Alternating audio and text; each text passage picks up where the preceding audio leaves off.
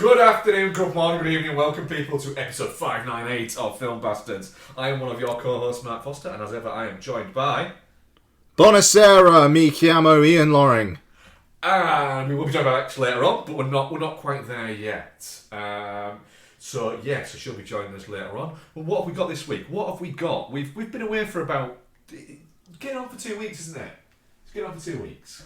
Yeah, it'll be 2 weeks by the time it's up, yep. Yeah, so we've got reviews of Highest to Lowest, the new Spike Lee joint. We have a review of the Conjuring joint, probably, maybe, although it did just make $187 million in its opening weekend. And they're really fucking setting up a couple of characters to take over. Yeah. We'll get into it. Yeah. We'll get into it. We're also getting back on the Punch Drunk Bastards with There Will Be Blood. I've got quite a bit of what I've been watching, but some of them will be speed rounders. But yeah, we'll get into stuff. Listen to our friend shows. Mark and Becky watched Caught Stealing, and I forgot. Yeah, we did watch Caught Stealing, and he forgot. And I literally, about 2 minutes before we started recording, was sat going thinking through my brain of what I've watched and everything like that, and went, oh fuck, Caught Stealing, baseball, he's a baseball player, fuck, how did I not notice that? I know you feel the title. Yeah. I thought, it's not a reference to the Jane's Addiction song then, is it not? Nope, it's a reference to baseball. Good stuff, alright.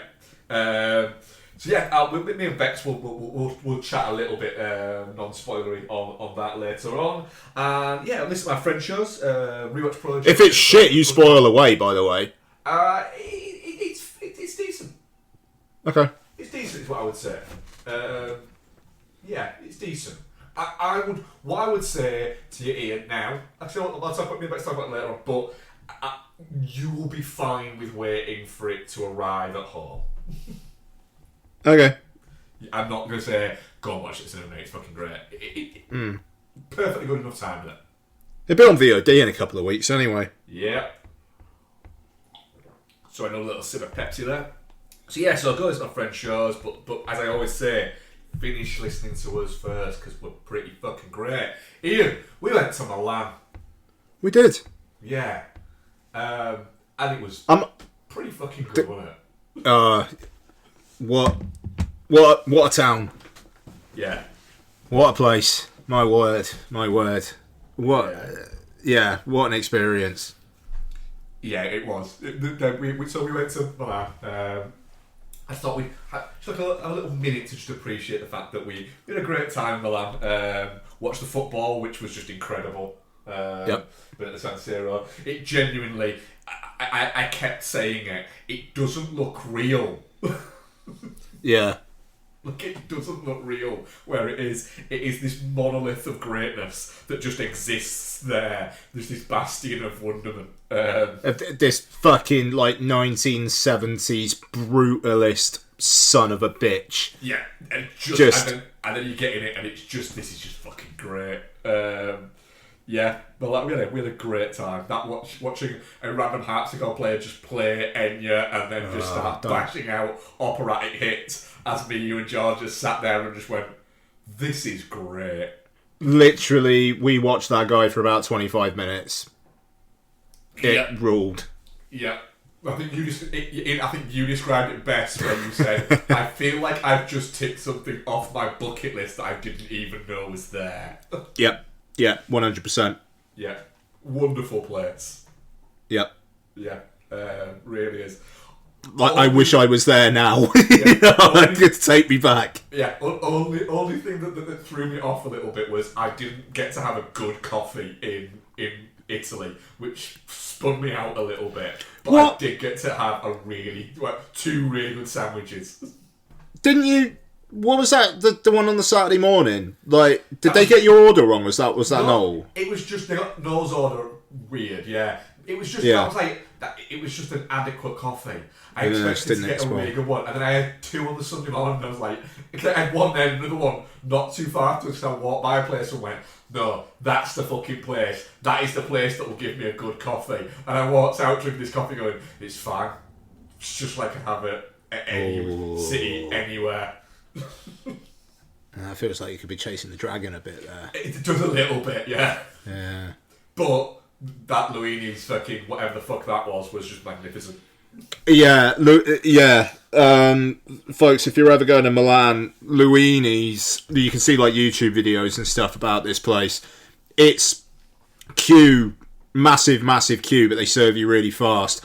And it's just like hot sandwiches, but the bread is like a donut, but not like sweet. Yeah. It's one of the greatest bits of street food I will ever have. Yeah, I'd absolutely second that. It was like we had another sandwich on that Saturday, on the Sunday, which was fucking great. A big focaccia fucking sandwich that was lovely. That I'm still amazed John ate 2 of. And it was really fucking nice. But like literally, I was talking to Bex about it when we got back. I was saying, honestly, I would genuinely go back to Milan again. Literally, even if I just got dropped off there, had Luini's, and then left. Like I think I'd have like 5. I'm like, right, we could go now. Yeah, my regret is that I didn't have another one of them. Yeah, that's my regret that I didn't have another one of those. It was very good. Milan, great place. And I'll just say as well, like the fact that there is an Aperol Spritz lounge opposite Milan Cathedral. So we literally had some drinks opposite Milan Cathedral at this terrace where they bring you. So the drinks were like €21 each, which we were alright with because of the location, and the drinks were really nice. But they brought this waitress brought over these 2 plates, and we all looked at her like they're not ours, and she just went, they're free. And it was like, okay, grazie. Palpable sense of fear of fuck, what have we ordered? Yeah, or like, are they going to sting us with a service charge or something like that? And it's like, what were they? Like, so there were like these little burgery things, mozzarella balls, these little sandwiches, and little bellinis as well. Yeah. Like just included. It was like the place was an experience. Mm-hmm. Take me back. Jesus, wept. Absolutely well worth it. Yes. So that was our bit about Milan. It was fun. It was good. We had a great time. And actually, I haven't checked the quality of the recording, so we only did one bit of recording, and I just want to play the start of it just to see how it sounded. Every beat that it took. Oh, that is echoey. It was in a big old room, wasn't it? Yeah. I'll stick that on the end of this week's show, and it might be. It was a good discussion about Eddington. Yeah. But I don't know how listenable it's going to be. But I'll stick it on the end of the show. Isn't also there's a me telling Noel that hiccups aren't real for about 20 minutes. Yeah. Hiccups aren't real. Anyone who does it more than once is just trying to get attention. And then the next night, Noel got hiccups and was like, "See, hiccups, they're real." Yeah, like, and you are telling us all because you want attention. Oh no, but also he only did it once. Yeah. He stopped after. It was bizarre. Oh my god. Oh, a weekend. Ian. And we all made it home. I had to fly out from a different fucking terminal, which was really annoying to you three. Yeah. Because it was the EasyJet terminal, basically. Yeah. Yeah, but, you know, and then I basically just completely zoned out on the plane. Like, that was rough, because I felt a bit sick as well. I watched Pavements. You watched Pavements on the plane? Yeah. Wow. All right. Well, look, let's start talking films then. So trailers, yeah. Trailers, yeah. Go on. What have we got? Die My Love is interesting. Mubi paid $20 million for that. There is no fucking chance that thing's doing $20 million worldwide. No. No chance. No. It like they're having to kind of try and sell it on some sort of horniness, but it's about postpartum depression. Yeah. Yeah, that 20 million seems like a lot for that. That's a bit wild, that. I mean, it's Jennifer Lawrence and Robert Pattinson. I think that there's probably like a minimum bar it could clear. But at the same time, like Mother was released when Jennifer Lawrence was like really, really on her shit. And that did barely anything because it was art house as fuck. Yeah. This looks art house as fuck as well. And also, they played it at Cannes. It's not playing any of the other festivals. It might be doing LFF, but it didn't do Toronto, didn't do Telluride, didn't do Venice, and I think it's just out in November. Yeah, it is a bit weird that it seems to have just fluffed. Yeah, but fair play. It's probably going to be really good. Yeah, but I just don't think it's going to. Mubi paying $20 million for it is insane. We'll see. We'll see on that one. Like I say, it looks like it's going to be good, but it just looks like it's going to be tough going. Yeah. Oh yeah. Yeah. What else have we got? Dust Bunny. Ooh, did you see this? No. So it's. It appears to be Mads Mikkelsen plays some sort of hitman who's hired to kill a monster living under a girl's bed. That sounds fucking magnificent. It looks all right. Yeah. Yeah. Go on then. Or something like that. Anyway, it's like a monster's trying to kill her, and I think it kills her family or something, and then he's got to get it. But yeah, it's Mads Mikkelsen doing his Mads Mikkelsen thing, and yeah, it looks fun. Yeah, I'm so up for that. I ain't watched the trailer. Might even never watch the trailer. Just watch the film. Wuthering Heights. Right. Let me. Wuthering Heights. I cede the floor. Right. No, this is. I'm going to get. Say what you think, because I'm going to find what Isabel sent me. Oh, okay. It looks. I don't know. I mean, it looks like it's going to be very horny. Yeah. But also, is that them doing just like a massive bait and switch or something? It's Emerald Fennell, isn't it? Who's a filmmaker that I think we like her films more than we like her shtick. I think it's probably fair to say. Yeah. So Friday. Bear in mind, zero context from Isabel. Friday afternoon, Isabel messaged me and says, "I fucking hate Emerald Fennell." Hey, why? Who gave her Wuthering Heights? I just put laughing emoji. She's just vapping, mate. Fake fucking deep. It's embarrassing. It's not a smut film. And then Jacob Elordi cannot be English for shit.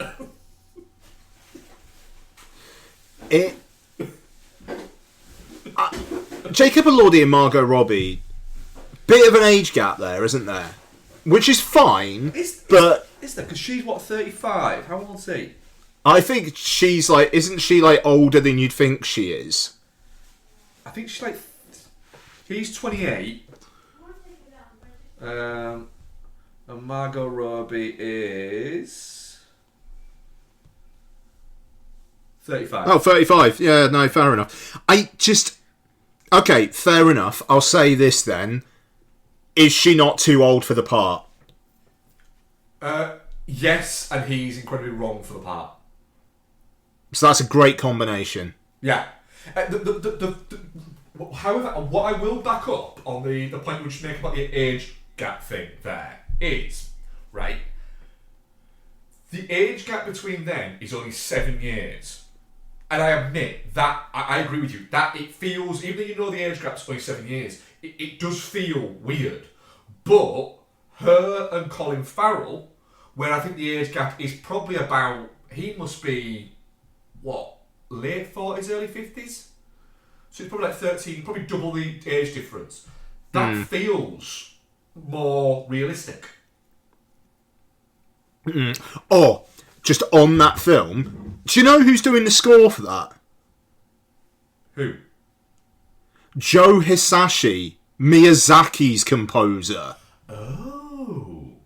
Yeah, it's his first American film that he's doing the music for. I've got a sneaky suspicion that film's going to be really good, and nobody's going to appreciate it. Yeah, little bit, but Koganada, he knows his shit, like that guy, and yeah, but no, that sorry, that just popped into my head. Like, how cool is that? Yeah. Donna wants to borrow me for a second. Sorry. 2 seconds.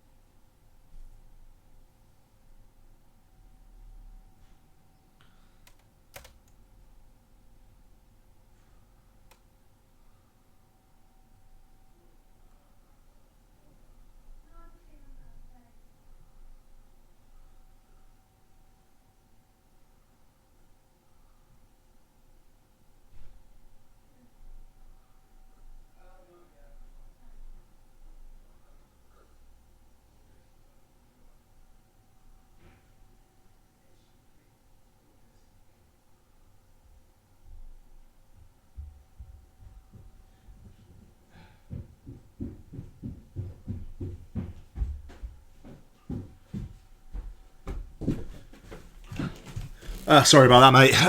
Go ahead. I mean, this is more collection of images than giving you anything about what's going on. And I'm looking going, it's going to piss everybody off, and it's going to be quite shocking at points, but I also have a feeling it's going to be quite boring as well. Yeah. Because that... Who did that one with Kaya Scodelario? Andrea Arnold did Wuthering Heights. Yeah. And it was 2.5 hours long, and it was, like, at times you could barely see anything. Yeah, and you're watching going, will you please end? Just please end so I don't have to be watching you anymore. Yeah, it's... I don't know, this one... It's interesting though, like songs by Charlie XCX in it. Yeah. But there's some Marie Antoinette-esque female director really doing their own stylistic shit, and that's cool. And you know, it's coming out on Valentine's Day, which is a wonderful idea. Fucking genius. I'm looking forward to it, but at the same time, it's just I don't know. Just as with all of us stuff, I feel like it could go either way. But look, Saltburn's a riot. Yeah, I'm looking forward to it. I'm expecting it to be bobbins, but I'm expecting to really enjoy large swathes of it. What else have we got going on? House of Dynamite. Oh man, yeah, yeah, yeah. Glad we don't have to wait too long for this one. I think it's on Netflix next month. Yeah. Go on. Let's go. New Catherine Bigelow movie just looks, you know you're gonna sit down and get a really grown up movie. I think she's coming for a second Oscar. I think she could be coming for a second Oscar. I think it's almost like she's gone. When's Jimmy releasing his new Flying Bird film? Oh, around Christmas time. Cool. It's interesting. I was listening to I think it was Little Gold Men, this Oscar podcast last week. No, Prestige Junkie, and they were saying there's a good chance that Avatar just doesn't get like Best Picture, Best Director, stuff like that. Like it will get visual effects, it will get technical ones, but it'll be interesting to see what happens with that one, because with Way of Water, it had been so long since the first Avatar.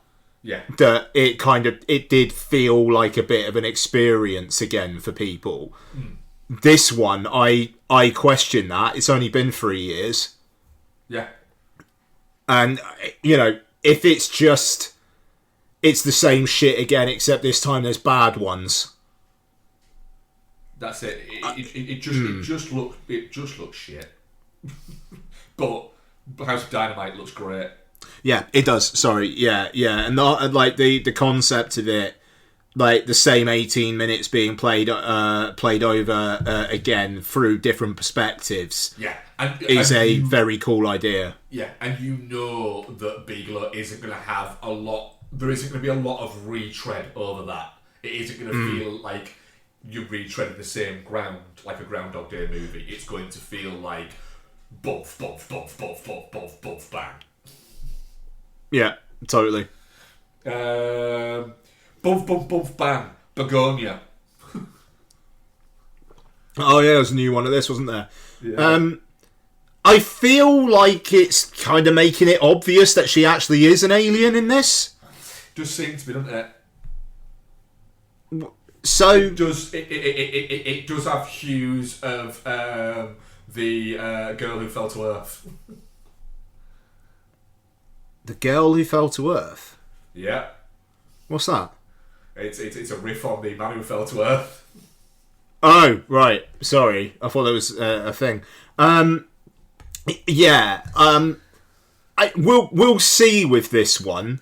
I'm in the can a little bit for Yorkie Boy now. That is such a fucking turnaround. It really is. And I'm very much like, I'm glad, because I would prefer to be looking forward to and enjoying that. But with this one, I am a little bit like, there's an element of, do you know what? This is a lot of movies in a row now.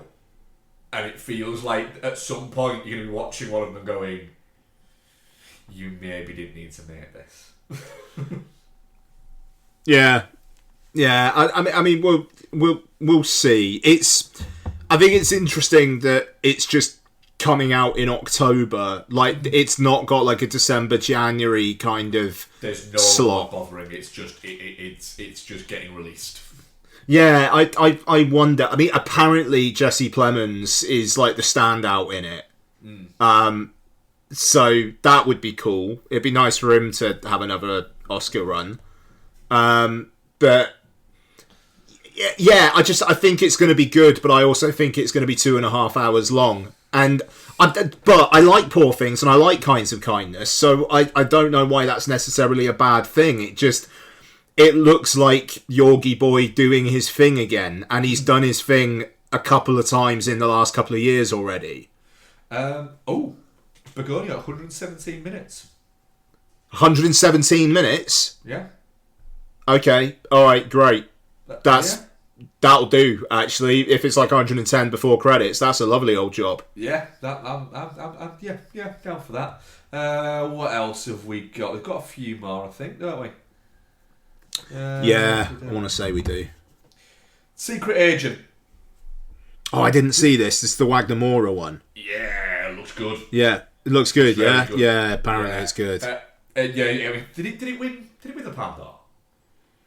No. Did it win best? No. Did it win best actor at Cannes? I think he won Best Actor. I think you're right. Was it? Yeah, it won best actor. I think it won best director at Cannes, didn't it, as well?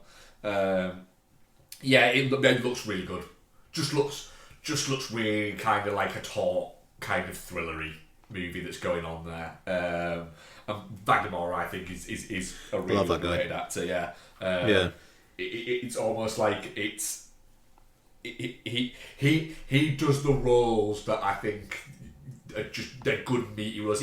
He's really underrated in Civil War. I think that was a great movie, but I don't think he quite got the. Because everyone said that Kirsten Dunst was great in it, and she was great in it, and Callie Spenny got a lot of praise for it. Jesse Plemons got a lot of praise for his role in it, but I think that the genuine heartbeat of that movie is him. I think he's fantastic in it. It looks very good. Again, I said it earlier, proper like grown up fucking filmmaking. I'm hoping I get to see it in the cinema. And I'm hoping it's when the nights have got a bit dark and I can go. Sure. I am going to sit down and get 2 hours of just fucking really good cinema. Right. What else have we got going on? I'm saving. John Candy, I Like Me. Yeah, that's going to fuck me up. Yeah. Just a film about a guy who was troubled, but not like he was a fucking raging fucking alcoholic trouble. Not like a Chris Farley, but troubled, but struggled with, his weight and bits like that. But also, there doesn't seem to be many people who say anything bad about him. It's all, he was just great. Yeah. Looking forward to that one. Right. Black Phone 2? Yeah. I'm really looking forward to this. Like, I know it's not really that original a thought, but the fact they're Freddy Kruegering the Ethan Hawke character is a really, really interesting swerve. Yeah, it is. It's. I mean, we keep going back to it when we talk about it, but like the genius of when you first think about it and go, well, hang on a minute, he died, and it's like, and then in the trailer it literally goes, duh. And like, oh yeah, that's a fair point actually, duh. But just looks like they've gone, do you know what? We've got a little bit more of a budget, but we're not going to go too crazy with it, and we're just going to make a batshit fucking sequel. Is like, yeah, go on then. Yeah, like good on them. It'll do well. Like those trailers are good. They look scary. It looks scary. It looks really intense. Yeah, it looks scary without it looking like it's just gonna be like I don't want to watch this gory scary, if that makes sense. I think I've got a couple more. There's two biggies. Okay, so one that is the new Shane Black one of your biggies. It's not, no. But no, because it looks like someone just farted it out. Yeah. I'm hoping that I'm just thinking there must be more to this shit. There fucking must be. In the trailer. There is the occasional little bit of... I mean, I watched the trailer with Bex, and I started it, and she'd quickly run into the kitchen and close the door or something like that. So she didn't see what it said from the director of Nice Guys and What Is It? And there was a quip someone made in it, and she just went, "Is this Shane Black?" Yeah, sure. Like, yeah, it is. And she's like... And then when it came up at the end and went, on Prime, she went, "Whoa, it's just come out on Prime." I was like, yeah. She's like, "Oh." I was like, exactly. Oh. It's... Also... It looks good, but it does look like a movie that's going to come out on Prime. But then again, and I was thinking about this, me and Bex were talking about it, I was saying, but the thing there is, Shane Black had a hiatus for a good amount of years, and then Kiss Kiss Bang Bang happened. But Kiss Kiss Bang Bang didn't find an audience at the cinema. It found its audience on DVD. Mm-hmm. That's where it found its audience. So the idea, I think, a little bit of, well, you know, I want to see this in the cinema. You know, at the end of the day, Nice Guys didn't. People didn't go and see Nice Guys. You should have gone to see Nice Guys, because if you've gone to see Nice Guys, like we fucking told you to, we have another 2 or 3 of them. So fucking I hope loads of people watch it, and then fucking Prime go, fuck it, should we give him 30 fucking million to go and make a Nice Guys 2? Oh, that'd be nice. It would, wouldn't it? Wouldn't that be nice? But yeah, but I'm really looking forward to watching that on a fucking Thursday night. Yeah. Bit of breaking news. Ooh. I'm just gonna read this paragraph and. Hot from a rousing Venice world premiere of The Smashing Machine, writer-director Benny Safdie and Dwayne Johnson are planning a quick reteam in another film, Lizard Music. Safdie will adapt the Daniel Pinkwater novel and direct Johnson in the role of Chicken Man. Yep. Sounds about right. Here we go. What? Okay. The plot. When a boy, left to his own devices, stumbles upon a secret late-night broadcast of lizards playing otherworldly music, a hidden door to the extraordinary swings open. His search for answers leads him to the eccentric and whimsical Chicken Man and his beloved companion, a 70-year-old chicken named Claudia, 2 kindred spirits who have also glimpsed the impossible. United by this shared vision, they set off on an adventure that begins as a hunt for a hidden society, but blossoms into something far greater. A voyage through invisible worlds, unexpected harmonies, and the unbreakable bond between lost souls who discover magic not only in what they find, but in each other.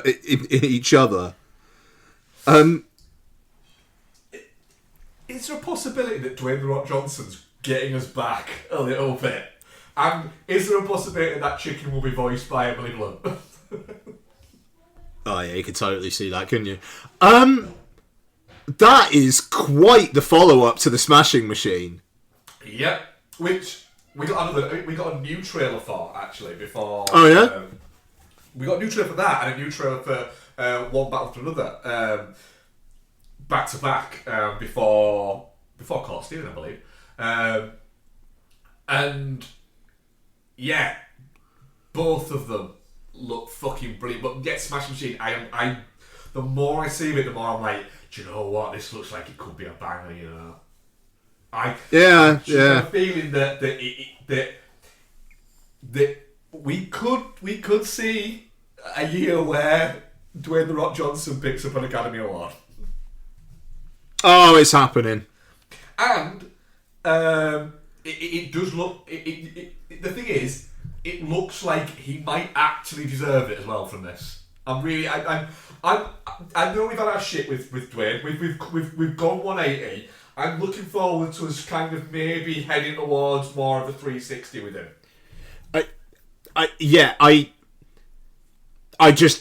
I can't help but feel like these things that he's doing at the moment are quite just career move things. Oh, yeah. Like, once 1 or 2 of them flop, he'll be back to Red 1, the hunt for the Easter Bunny. Let's hope not. I hope not. I mean, to be honest, I think if he gets an Oscar, I think that'll be enough for his ego to go, all right, actually, I think I can probably stick with these. Yeah. You know. But also, he'll run for president. Yeah, I have a feeling he might. He'll get an Oscar and he'll run for president. That's what's going to happen. And he's going to be the great unifier. And do you know what? Fuck it, why not? Yeah. There's a little bit of fuck it, why not? But that's the thing. I could genuinely. He is a big enough personality that could actually see off Trumpism if he really, really, really gets on it. But we'll see. It'd be And I'm saying I think he'll be a Republican nominee as well. He's very quiet about his politics, but the fact that he was quiet about his politics when it was cool to be a Democrat does make me wonder. Like, I don't like, not necessarily a Republican all his life, but I think he would veer that way. And the Democrats would probably be stupid enough to go, no, thank you.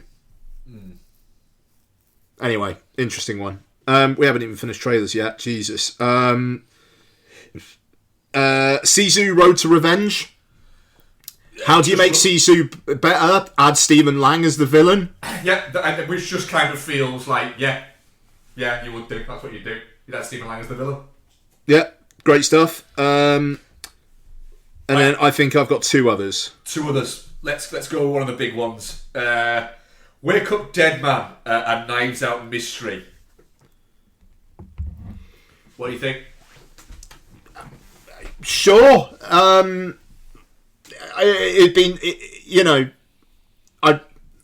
I hope Josh O'Connor doesn't annoy me in it because he annoys me in real life. So, we'll see there. But then Cally Spaney's in it, and Cally Spaney's great. So swings and roundabouts. That's pretty much exactly where I am with it.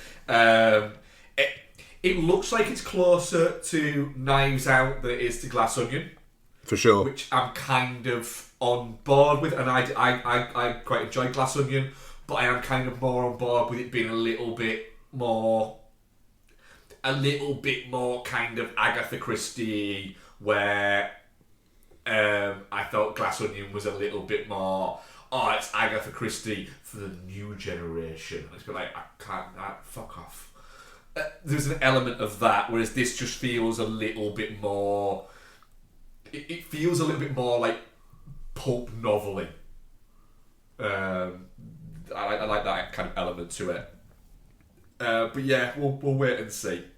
Do you know what does look fucking good though? Where are we going? Do you know what does look good? Where are we going? Fucking, we're going to the Bone Temple. We're going to the Bone Temple, baby. Fucking hell. Just fucking Ralph Fiennes against fucking Jack O'Connell is what it looks like it's going to be. Whilst in the background you've got the other story just kind of happening so that the fucking third movie can happen. But this is like, it's a side mission, effectively. That's the thing. I feel like the Jimmies are not going to be in the third one. No. Whatever's happening is going to happen in this one. Because apparently Aaron Taylor-Johnson isn't in this one. Or isn't in it much. I've heard he's in it, but he's not in it much. He's not a principal character, but he has filmed scenes for it. I think he's in it enough to get infected. And then I think he becomes an alpha for the third one, and it's him essentially fucking going after his kid. But this, apparently, the only sort of thing with Nia DaCosta where she said her only notes on the script that Alex Garland gave her, because she said that Alex Garland and Danny Boyle were very much like collaborative with it, was, I need more infected in it. I just want more infected in it. And they were like, then fucking do it. Yeah, I mean, that's the thing. If this one has got the stuff that it's set up in the first one, but then is maybe more, there's more of what you thought 28 years later was gonna be, then maybe that's a good mix. This looks more like it's gonna be a little bit action horror-y, if that makes sense. Yeah, and then Danny Boyle can come back for the third one and do his thing again. Yeah, because we know that basically the end of this one, Cillian Murphy is just going to turn up at the end of this one, isn't he?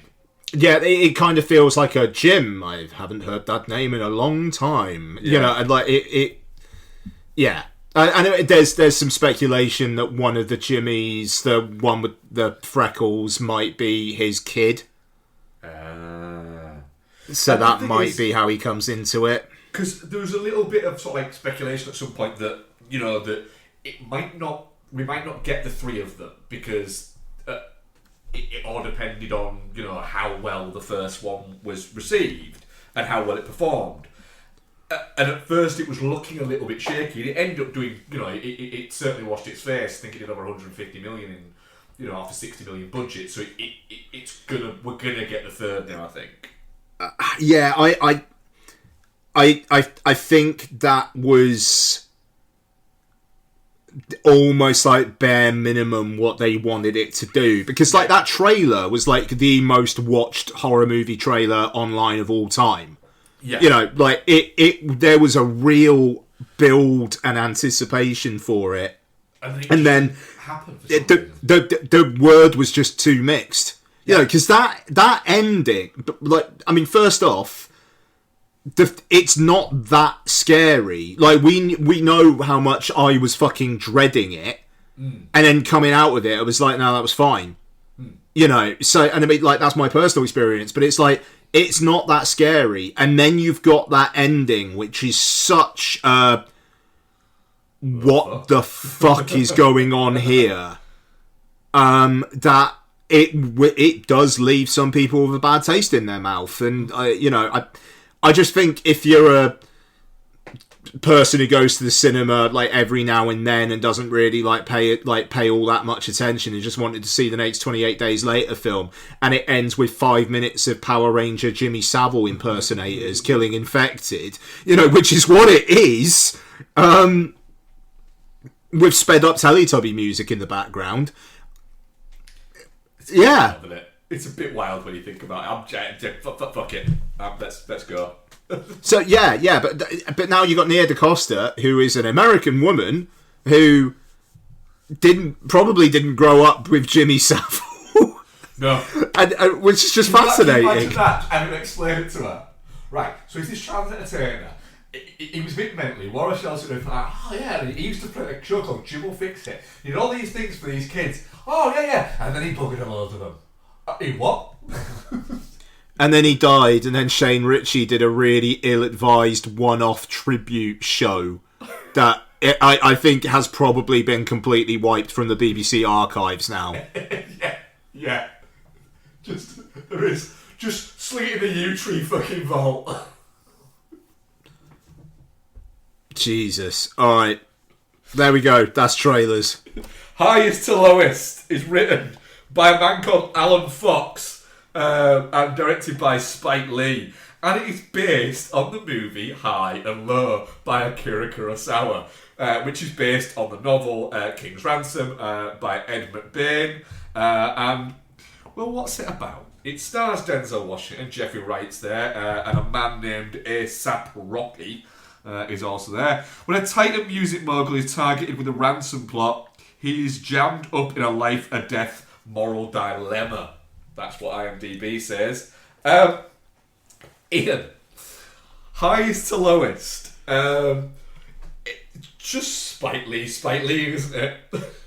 Yeah, much like what we were just talking about with 28 Years Later, I think your mileage will really vary on this, and it's absolutely dependent on how tolerant you are for Spike Lee doing his Spike Lee shit, as you say. Yeah. Which, for the most part, I really, really liked. I very much enjoyed my time with this. But there are some stumbles. But, I think Denzel smashes it. I think A$AP Rocky's really, really good with a character who is so fucking deluded. It almost strains credibility, and then you remember, there are some real idiots out there. Yeah, it is. You are looking at going, come on, and then you think, nah, actually, yeah, probably. It's probably toned it down a little bit. But yeah, look, it stylish as hell. Matty Libatique shooting New York so so well. But then also some like real indulgences. Anthony Ramos and Rosie Perez playing themselves at a carnival for no reason. It does. I mean, so Bex said we could review this before she got in, because she was like, I just didn't get on with it, and I know that you and Ian probably did. But like at that moment when that happens, Bex sort of went, why are we at a fucking weird like street festival all of a sudden? I don't know, but I'm really enjoying it. There's no context for it. No. It's just like Denzel's on a train and stuff, and you're following that, and then suddenly here's this carnival. Yeah. And it's just... there's some bits that are so tentative. It's like, so the guy on the motorbike that is underneath where they stop the train, if Denzel just doesn't drop that bag, what? Yeah. Like, it's really like... Good point. So he has to drop the bag. It doesn't really... But, like you say, if it's got you, and you are into Spike Lee, or you're just going, do you know what? This is great. And I was going, this is great. And I was forgiving the fact that that some of the dialogue is iffy at best. That Lefenza Hadira, who plays Pam, his wife, is awful at points. Like, I've seen her in things before, and she's not great. And she's really not good in this. What's his name? Is it Dean Winters, who basically just always plays the same guy and everything? Yeah, that guy. I really like his thing, but it's almost like Spike Lee gave him no lines and just went, just say whatever your character that you play would say.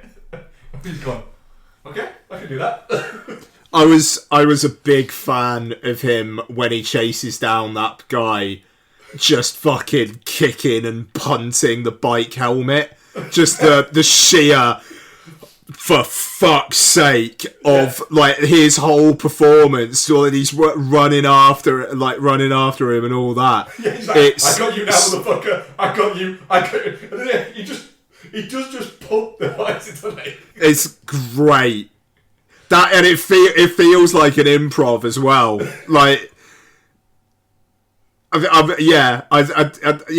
that guy. I wish he had more to do in this, because you're right, he's barely in it. Yeah. And when he is, he's not many lines. Sorry, go ahead. Yeah, but he's an awful lot of fun. But he is basically playing just. I would say you could go as far as he's playing the character he is in Brooklyn Nine-Nine. Yeah. What is he called? The something. Isn't he like the Vulture? The Yeah. He's basically playing that guy. Bloody hell, it's funny. Yeah, I mean, there's just it's just really entertaining and nice to look at points there. And Denzel's doing some is just kind of in a groove with it, and he's playing this guy who he often plays in it when he works with Spike Lee, where you can see why people find him charismatic, because he is charismatic, but you can also see why people think he might be a bit of a dick, because he is a bit of a dick at points. Yeah. And then, I think the moral dilemma part of it is quite well played, because there is an element of,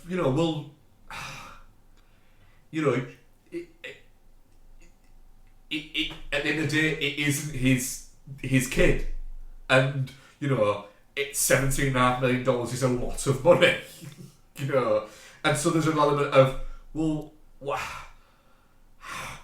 I'd pay $17.5 million for my kid, but $17.5 million for like my friend's kid, I don't know.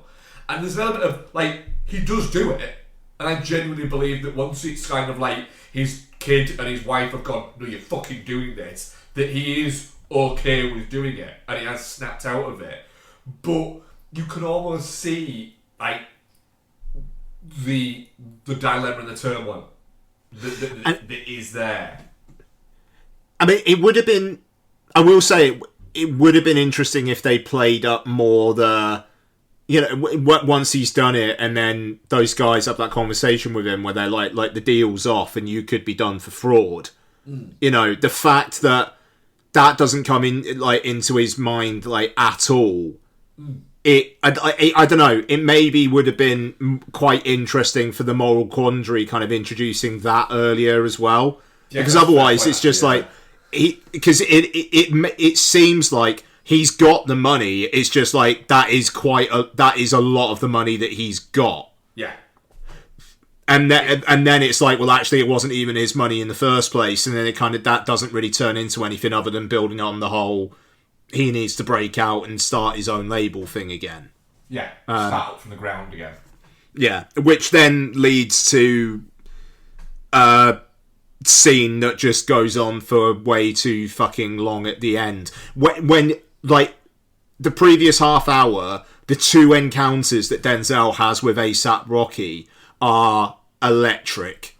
Yeah, there's a moment where in the second encounter he has with A$AP Rocky, where A$AP Rocky gets dragged out because he's basically gone, mate, you're not that great, and I'm not signing you, and he gets dragged out like that. And Denzel's just kind of looking at the camera and does that little bit of a Denzel smile and then gets up and walks off.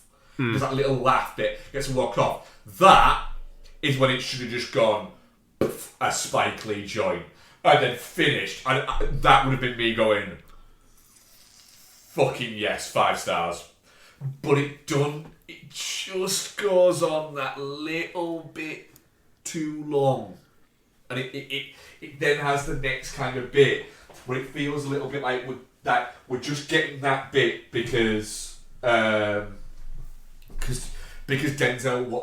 Spike Lee wants to go, but look, it's the rebirth. He's got what he wanted. He's finally listening to this artist that his kid wants him to get on. There's that, and it's like, nah, I don't need that. Don't need that. Just should have ended there. That would have been the perfect ending of it. It basically ends with an X Factor audition. Yeah, it does a little bit. And then the other bit of that is, and I get what they're doing, because it goes from being like, he's listening to her singing, but even that bit, her getting hit in the introduction bit, goes on for too long. And then, as he's watching it, it is quite clever, the fact that you end up with it being not just a guy playing piano and her singing. It ends up being the whole production, but that doesn't start until he starts leaning forward and listening to it. It's almost like we're hearing what he's hearing in his head, which is the whole thing, not just what's in front of him. But then the other bit of that is I'm watching it going, yeah, but that isn't going to chart that high. That's exactly it. It feels like, that's a really impressive performance of a song no fucker's gonna actually choose to listen to. I'm looking forward to seeing her on Jules Holland in 2 years. Exactly. Like really well respected, won the Mercury Prize. Yeah. No fucker bought the second album. Yes, that's it.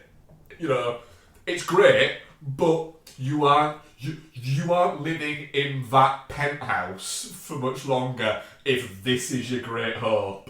This is gonna be a vanity project. That's exactly. And the son basically says, I want you to listen to it because like I'm supposed to be hooking up with her. Yeah. And then the son is basically sat there in a fucking Minecraft suit. Yeah.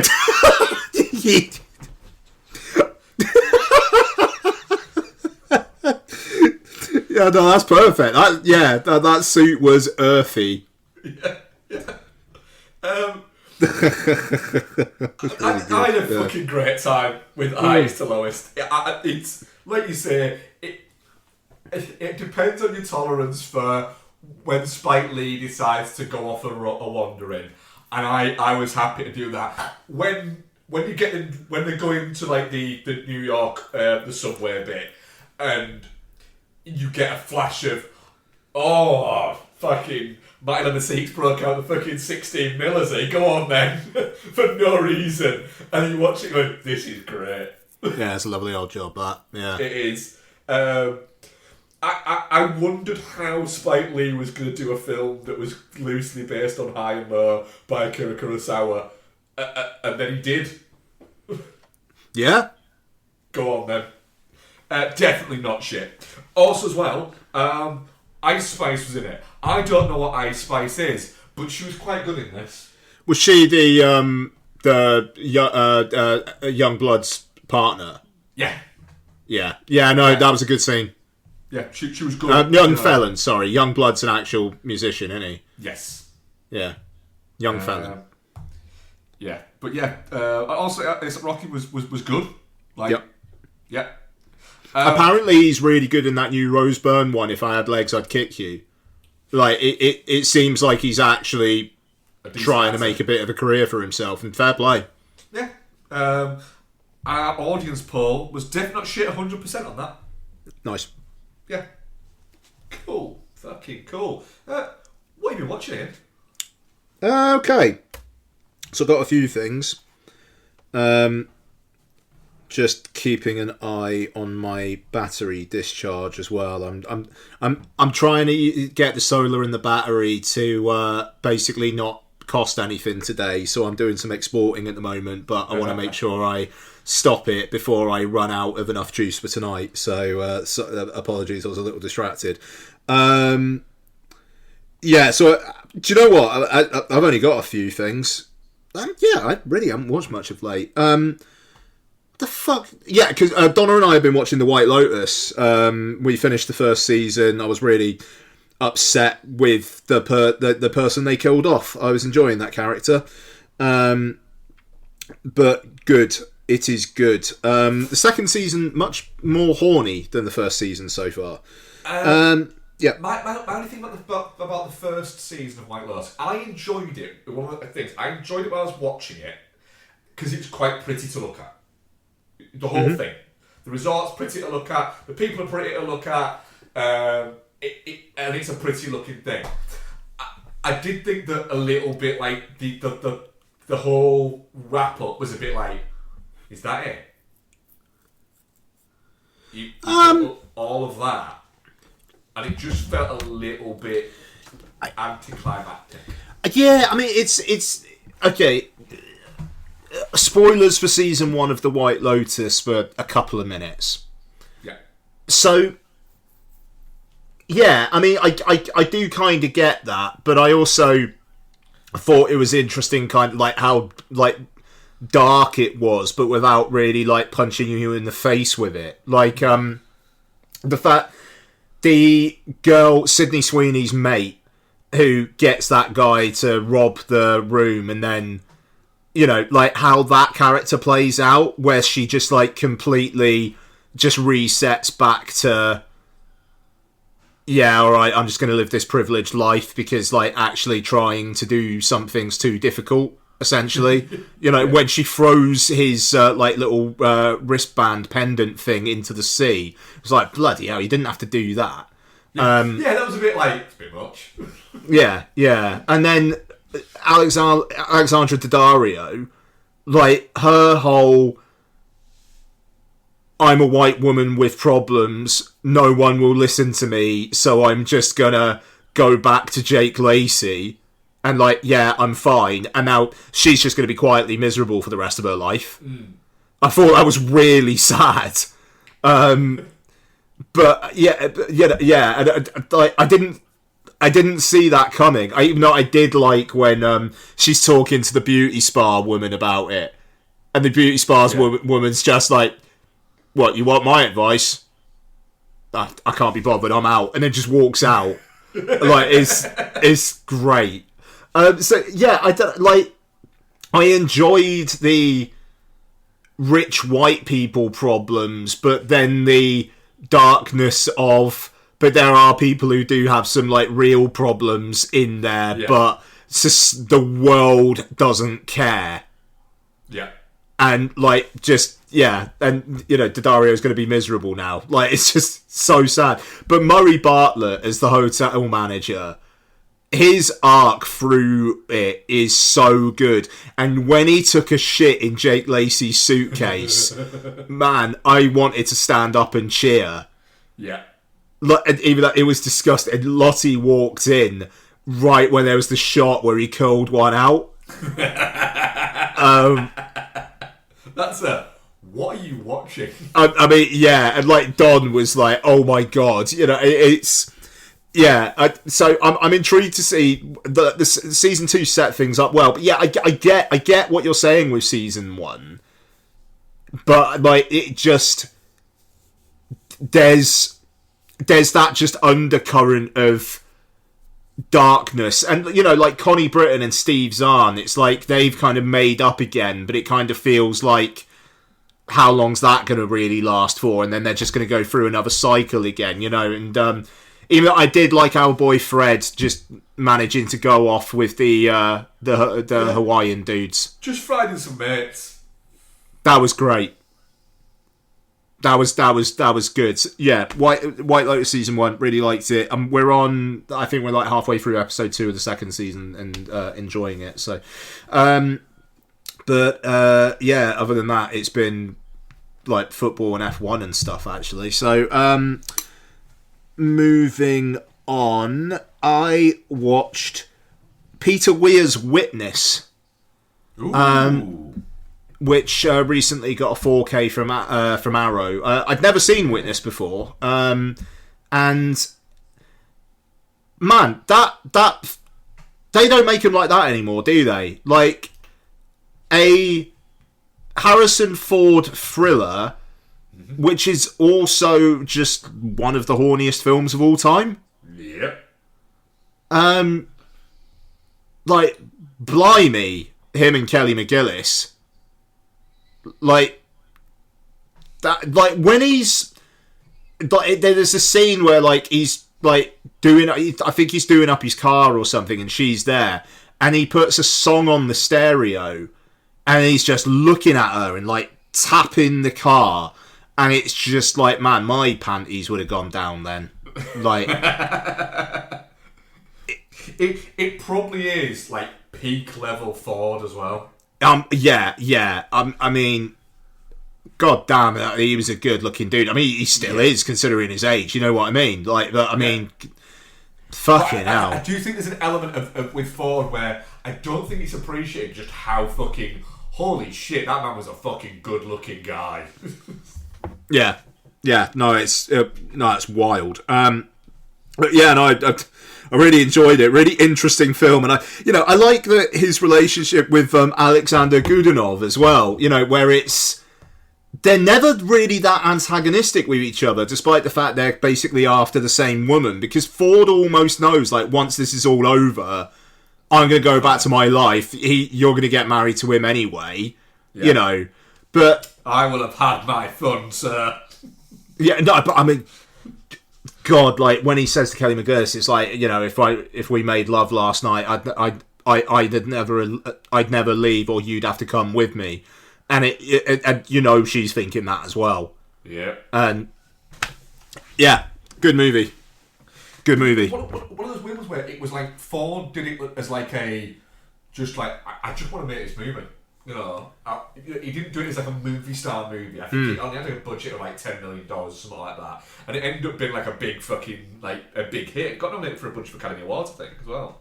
And it's he got nominated for Best Actor. It's the one time he's got nominated for Best Actor was for this. One time he's been nominated, isn't it? Yeah. Yeah, wild. So there we are. There. Okay, the Thursday Murder Club. Oh, is this as shit as it looks? That's all right. Yeah, I mean, like it would make like £1 billion in cinemas if they actually properly put it out in cinemas. real fucking missed opportunity there on that one. Yeah, and also, it's like that thing where it's on Netflix, it's the Netflix release that week, and you've forgotten about it the week after. Yeah, whereas people would have gone to see it. And this is the thing, is cinema... The people who are going to see that actually would have gone to see that, because it would have, I think we spoke about it while we were in Milan, it would have mopped up that Best Marigold Hotel, what is it? But people of that age go to the cinema. They go to the cinema quite a lot, actually. And so, catering to them is something that should happen. Yeah, too right. They're going to be the people that are going to see Downtown Abbey. But they would have probably really liked to go and see the Thursday Murder Club. I tell you what, Downton Abbey and Spinal Tap 2 coming out the same weekend. That's interesting. Yeah, it's some real fucking... Alright, honey, we'll go and see you Downton Abbey, but then you've got to come on the night with me when I put on my leather and go and watch Spinal Tap. I gotta say, Spinal Tap 2, I'm gonna go see it. I can't help but think that's gonna be the biggest wet fart of all time.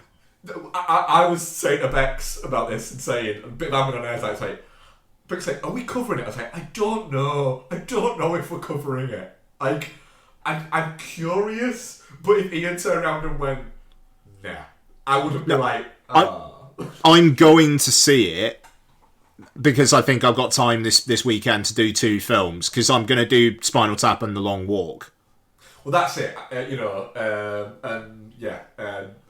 Honey Doe is on VOD from Tuesday tomorrow. Oh, yeah, okay, yeah. So I'm looking forward to watching that. But yeah, if I can get to it, I will see it. Yeah. I hope I can. I think I can. Nice. But no, look, Thursday Murder Club, Helen Mirren, Ben Kingsley, Pierce Brosnan, Celia Imrie, like, trying to solve a murder. A little bit frustrating in that there's a key, with a whodunit, you do like to try and figure it out as you're going through it, and there's one aspect of it that's like becomes very, very obvious, and then another where they set something up early in the film, and it's like, right, how's that going to come into this then? And it comes into it in a completely... There is literally no way anyone could ever have actually worked that out, because there's just not enough breadcrumbs, and it's kind of frustrating. But it's harmless enough. Crummy enough. No, it's not crummy enough, but it 6, 7 out of 10. It's all right. It's a decent mystery. That the Mirren character's kind of frustrating as well, because there are times where she's an absolute dick to people, and it never really gets called out in a way that feels satisfying. It's like by the end, everybody's kind of like happy, but she hasn't really had to apologise, but like at being quite insulting to Celia Imrie's character at one point, and withholding some pretty important shit from Pierce Brosnan's character at one point. So yeah, I don't know. It just felt a little undercooked in that way as well. But it's all right. But hey, it's Netflix content of the week, and everybody's on to the next one. Speaking of content of the week and on to the next one, Amazon Prime's The Pickup. Oh, the... or is it Eddie Murphy? Yeah, Pete Davidson. It is The Pickup. I keep on wanting to say The Drop-Off, but it's The Pickup. Generic titles abound. Drop-Off's a different one, isn't it? Drop-Off's the Tara Edgerton Christmas one, isn't it? No, isn't that Carry On? Catch Carry On, yeah. There must be a film called The Drop-Off. There probably was. I enjoyed my time enough with this. Davidson and Murphy are quite funny together. Keke Palmer's good value. It's Pete Davidson basically doing his Pete Davidson thing, but like a slightly unaware of like how annoying / charming he's being, like thing. And Eddie Murphy's being Eddie Murphy, but he's awake, so that's cool. He gets one fantastic scene in a restaurant talking about pancakes. You might just fucking sold me. It's a very, very good bit of what seems to be improv.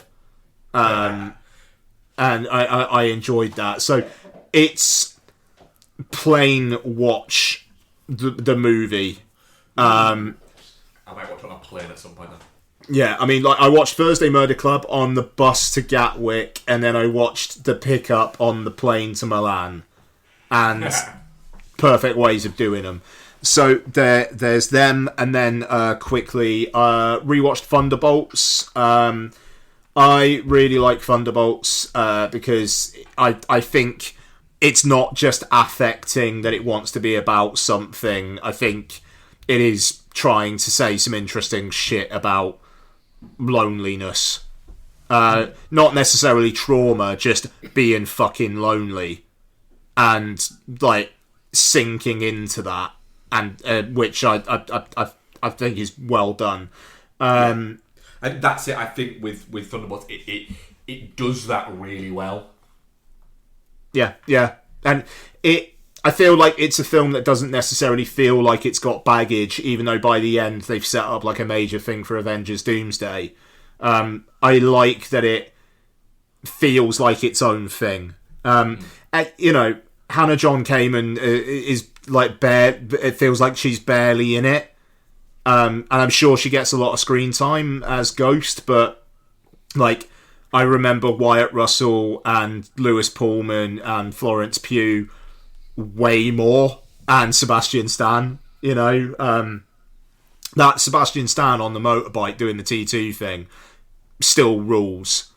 And David Harbour's good value as well. So, there we are. Thunderbolts, good time. And then Sinners, rewatch of Sinners, which is a fucking movie. Yeah, it is a fucking movie. I'm really looking forward to rewatching that. Yeah. 4K?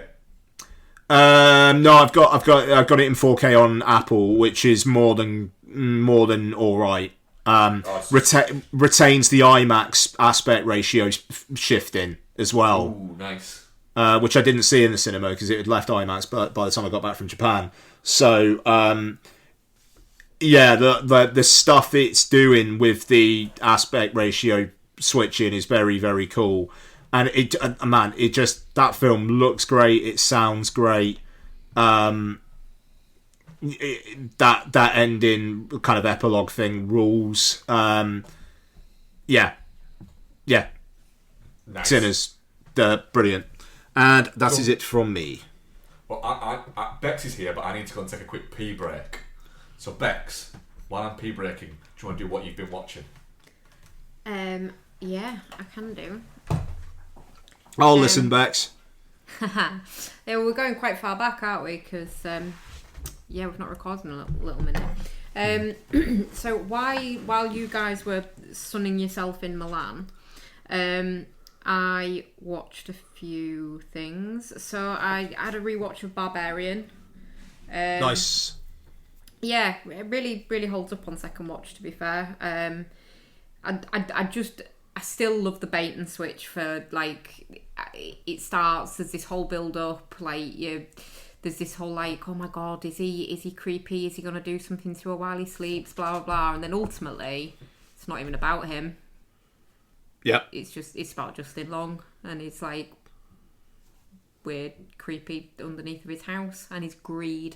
The bit where he's trying to work out if he can add it into the valuation on the house is funny, when he's just going around with his tape measure downstairs.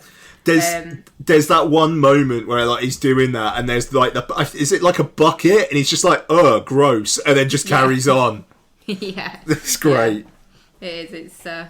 It's a strange film, but very good, and like I say, really holds up. So there's a differential of class with the movies that I watched. So I then watched, because it was quite late by the time Barbarian finished, My Name is Bruce. Nice. Yeah. So yeah, just really funny. I like it when there's actors in stuff that and they're playing like a version of themselves. It's always quite interesting. I think Bruce Campbell is a guy who it's quite fun to spend time with. Yeah, 100%. Yeah. There's not much to it. The fact that weird like backwoods band is just playing the story of I can't remember what the guy's called anymore. The Chinese demon that's like killing everyone. But yeah, no, really good. And fun and a very good. It's almost midnight, but I don't think I'll sleep kind of film. That's a fair one, yeah. No. And then my Saturday night movie for that weekend was The Return of the Living Dead. That was my little treat to myself. Oh, good stuff. It's fucking mint, is The Return of the Living Dead. Yeah. So I set myself up with an MGM Plus free trial and watched the fuck out of it. It's just bonkers. The half dog's just like running on the floor. Grim. It's grim. But like in a fun way. Doesn't make a whole lot of sense. Don't need to. But it doesn't need to, yeah, exactly. Yeah, I had a really good time with that. And then I rewatched The Monkey. You liked it more, didn't you, your rewatch? Yeah, I think I was maybe a bit minge-faced about it to start off with. And I think, this is what I said to you, isn't it? Like, be careful what you wish for. Because my issue with The Monkey was that it didn't really stick to the short story. Yeah. And then Life of Chuck has made me realise that that's not necessarily a good thing. Yeah. And the fact that The Monkey deviates so much. And if you just watch it as a horror comedy instead of as like a horror movie that occasionally has funny bits, it's pretty fucking hilarious, to be honest. Like the deadpannery of it is really quite fun. So yeah, very much more enjoyed it on rewatch. And then, yeah, this is the last one I watched on my own because everything else since we've watched together, haven't we? I watched The Road to El Dorado. Oh, fair enough. Never seen The Road to El Dorado before. Yeah. It's fun. It's good. Fair. There's the City of Gold. Apparently. There's a sassy female. Of course there is. So yeah, really good time. Cool. Yeah. So what have we watched together? We've watched a few, haven't we? Yes. We watched The Running Man, but we've spoken about The Running Man quite a lot, haven't we? Yes. So it's The Running Man. We've watched it in preparation for The Running Man. It's fucking great. I'm really looking forward to Edgar Wright's Running Man. Well, and also because we've been through a couple of pints and it's one of our go-to couple of pints movies. Yes. That's a good shout. Also, one of our go-to couple of pints movies, because we'd also been for a couple of pints as well, hadn't we? We watched Weekend at Bernie's 2. Yes. What? I don't know. There's a vibe to Weekend at Bernie's 2 that isn't like... Weekend at Bernie's is quite fun. Yeah. Weekend at Bernie's 2 is quite mean. But it's still quite fun. Yeah, but the two main guys are kind of pieces of shit in it, more so than in the first one. Like in the first one, they're kind of trying to clear their names. In this one, they just try to steal his money. Yeah, there is that. But it is more about Bernie than them. But there's so many horrible things that are done to poor Bernie's dead body. Yes. Like desecration of a corpse, the movie. It is. But that weird sort of dance walk he does is great. I mean, it is, yeah. I mean, Terry Kaiser knocks out of the fucking park. Yeah, it just feels a little bit... I just feel sorry for Bernie in this one. Like, he should just be like buried or cremated and just at peace, and he's not. He's bopping around the city. We also watched Masters of the Universe. Yeah, we fucking did. Great. Mint. It's a good time. Yeah. Masters of the Universe. It's fun. It's silly. It's preposterous. It's Frank Langella. Absolutely, this is ridiculous, but I'm still going to do it. Oh, he fully commits. Yeah. He absolutely commits. And Skeletor is scary. He is scary. He's scarier than like Darth Vader or someone like that. A little bitch Darth Vader in comparison to fucking what is it? I think if you suspend your grown-up brain and just watch it, and maybe it doesn't work if you don't have that childhood nostalgia for the movie. Yeah. But if us 80s kids watch it and just let the grown up go for a nap. Yeah. And just watch it with that wide-eyed kid fucking wowness. It is so good. Yeah, it's just fun. It is, yeah. It's just silly. Yeah, it's really good. Yeah. And then we watched in reaction to that Adventures in Babysitting, didn't we? Yes. Tried to get you to watch Flash Gordon in reaction Yeah, I to don't like Master Flash Universe, Gordon. but you wouldn't, would you? No, I've never been gripped by the whole Flash Gordon thing. I just think it's just not very good. Fair. But yes, Adventures in Babysitting. It's fun. It's Yeah. silly. It It was a was. Sunday morning movie, wasn't it? Yeah. Yeah. Wednesday morning movie. Wednesday morning movie. But it was quite fun because they've changed a lot of the language Oh gosh, within yeah. it. Yeah. And so Yeah, it comes up with a thing at the start, doesn't it? Saying Yeah. that. it's been altered. So like there's bits where you're going, yeah, you didn't say that. Yeah. And so like there's a bit where one of the kids is saying that one of the kids in Adventure Babysitting is obsessed with Thor. And she keeps, one of the other, her brother keeps saying that he's a homo. But it's changed to weirdo. Yeah, weirdo, yeah. So it's like, oh no, I thought he's a weirdo. Yeah, there's a lot of assholes cut out and Yeah. stuff like that, and the mouth's moving, and you're like, right, what did it say? What did it say originally? I mean, I love the fact this is effectively a family movie, and there's a long running thread in it that the 17-year-old babysitter. A lot of people think that she looks like the that month's centerfold in Playboy. Yeah, yeah, And it keeps coming up. she does, to be fair. And she does, because they've just basically used. Yeah.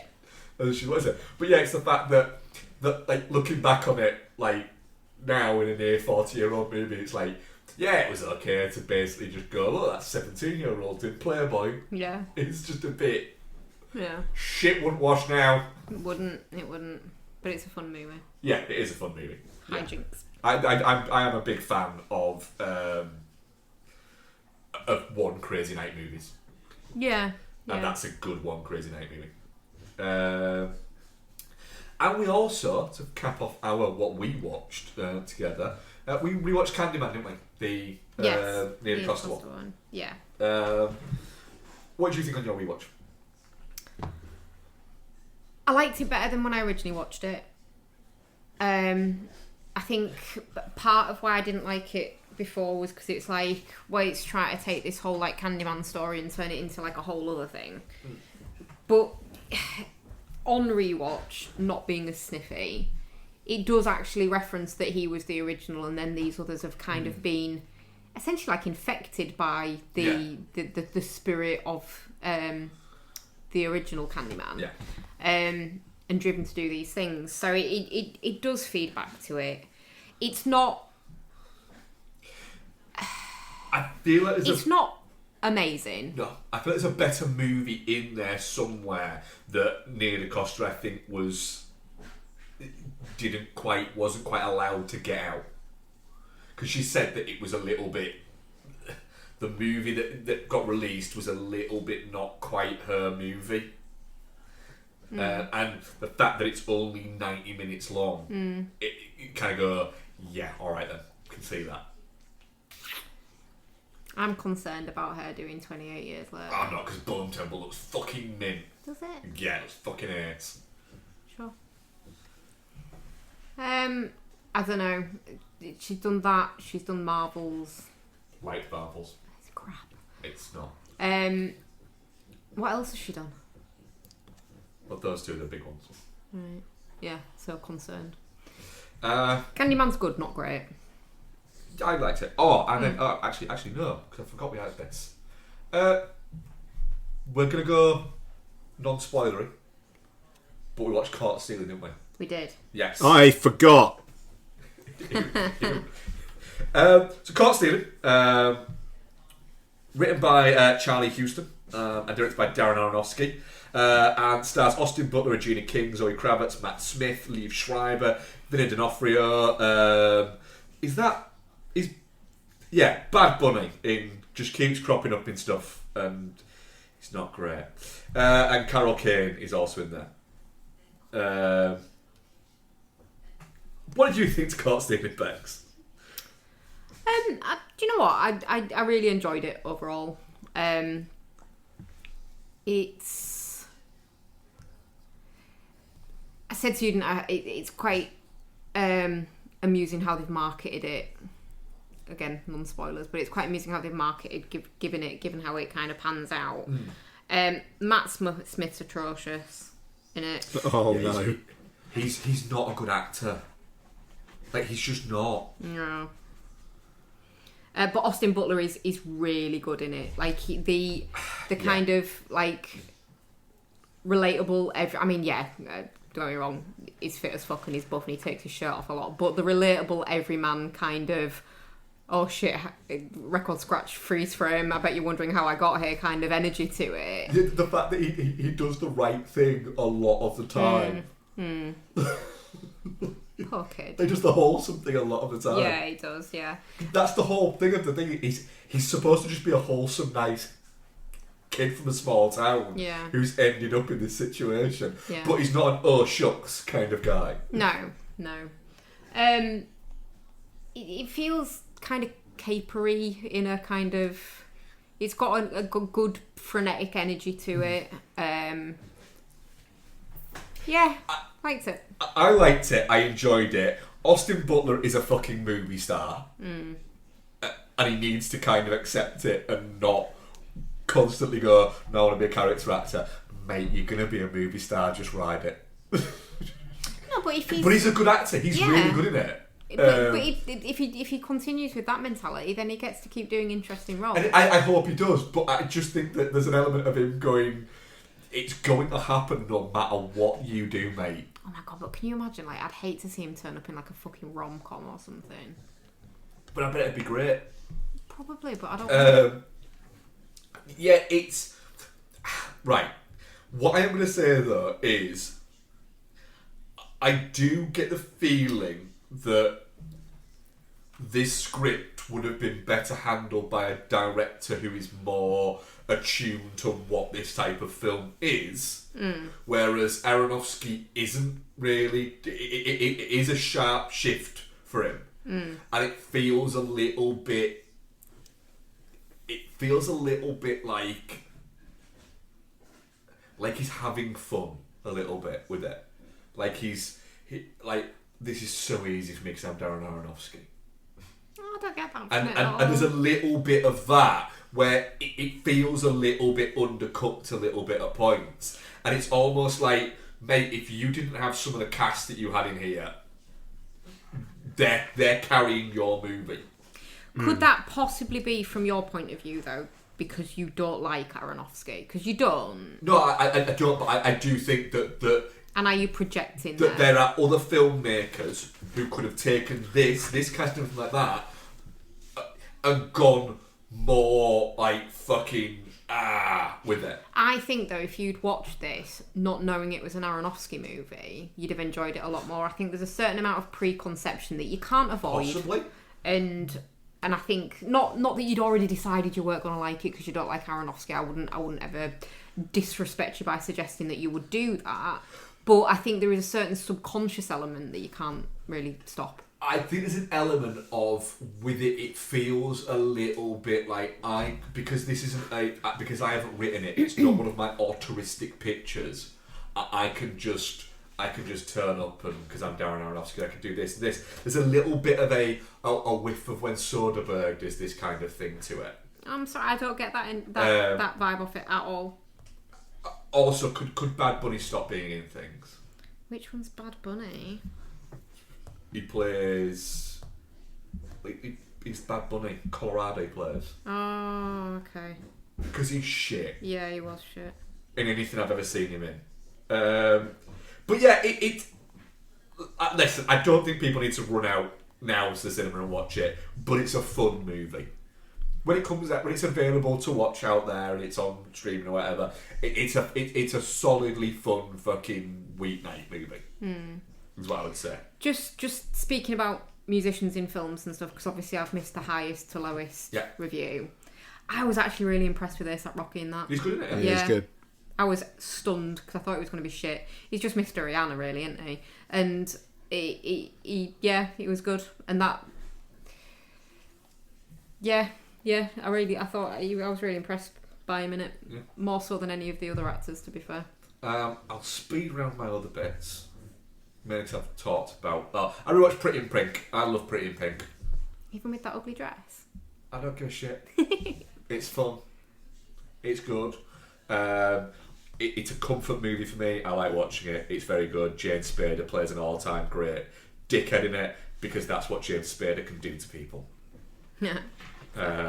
Yeah. I watched Pavements, the the Pavement movie.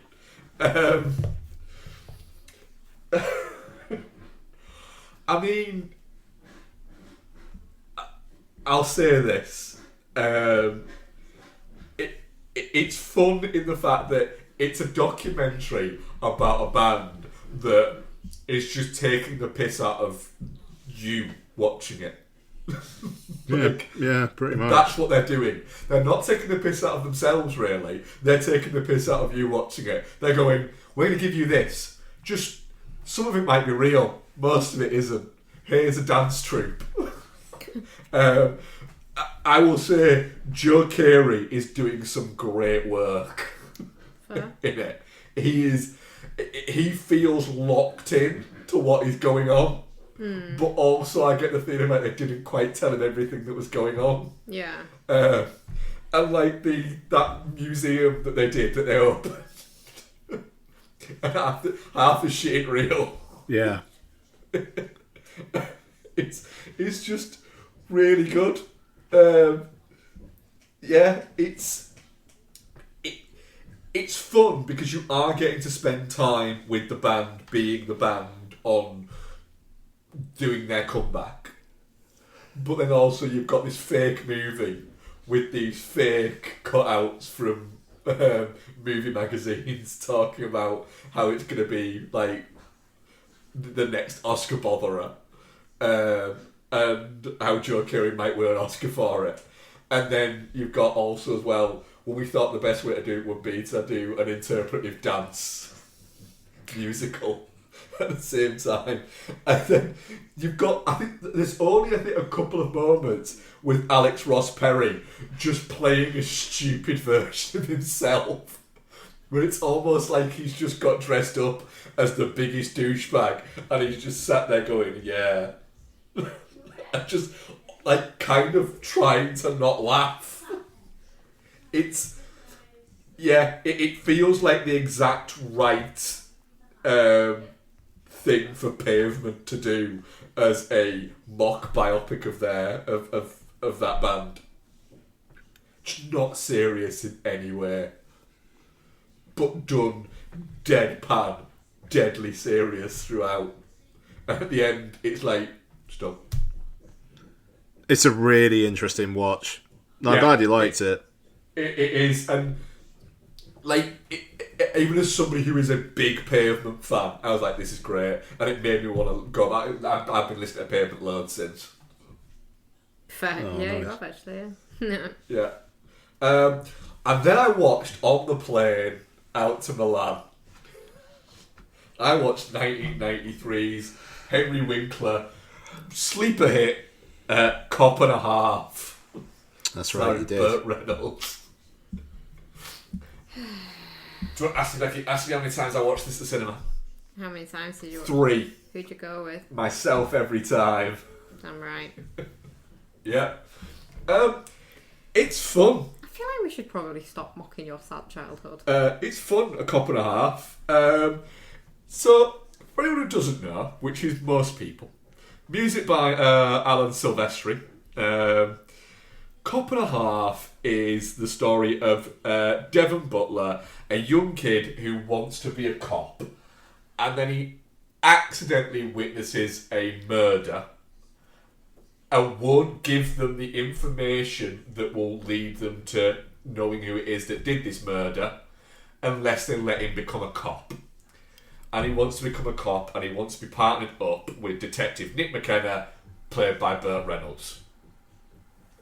and they end up letting him do it. And what would you have it?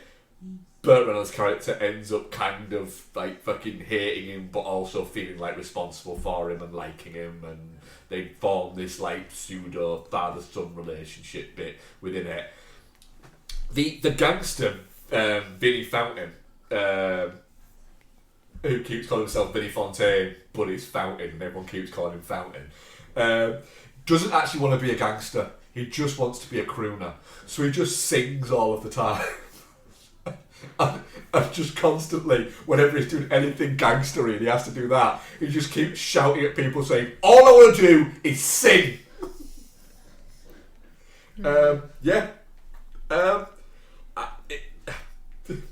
Bonkers movie. Good car chase scene in it. Good fun. I enjoyed it. Yeah. Yeah. It's silly. It's incredibly 90s.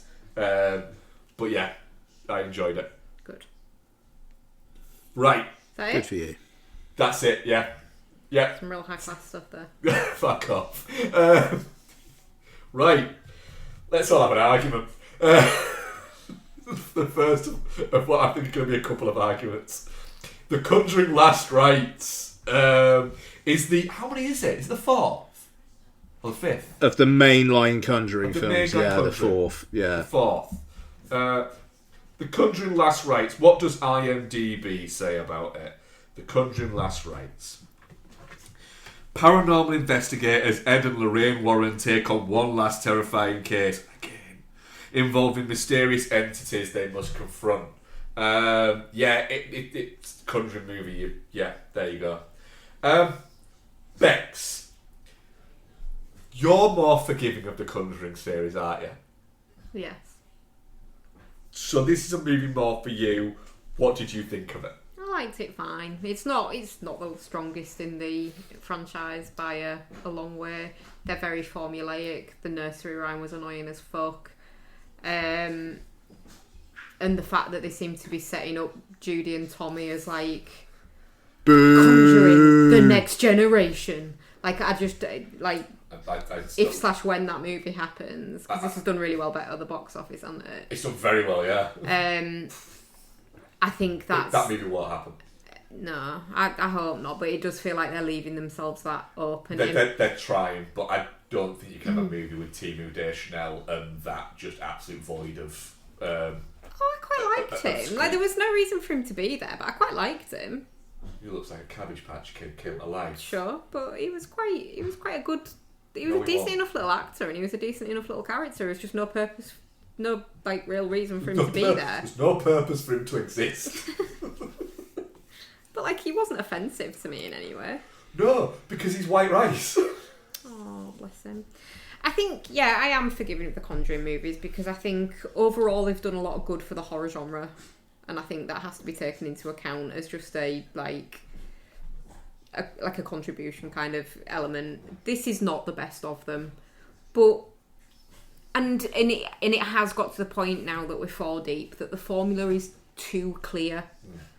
You know, on the one hand, you've got a family that's going through peril. On the other hand, you've got Ed and Lorraine being Ed and Lorraine, and then they've got their own little story, and then that's going to feed into the later story, and then they meet up, and then it's the last ever case.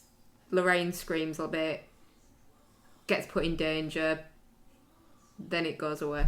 Like it is very formulaic, and I acknowledge that. But I still didn't hate it because it's a Conjuring movie, and I like Patrick Wilson. I like Vera Farmiga. I think they've got a really good on-screen chemistry. The wedding scene where like all the previous fucking why would they be there? Ridiculous. Just baffling. Yeah. They'd never met Judy. Yeah. Why would they be at a fucking wedding? I mean, I know like a lot of the majority of the wedding party. Yeah, I know a lot of kids get pressured into like inviting their parents' friends, but that was just taking it too Judy's far. got no mates. The Conjuring 2 ones came from the UK. Yep. Yeah. So yeah, that was a bit of a no, thank you. But yeah, I can't sit and bash it because I had a good enough time with it. You guys can sit and bash it now. I'm going to go pour my Lipton iced tea down the drain because it tastes grim. Yeah, it looks they're looking alright, mate. Ian. So, yeah. So, I knew I was in trouble at the start, where it was like... The opening crawl does that whole based on a true story thing. And it's just... Right.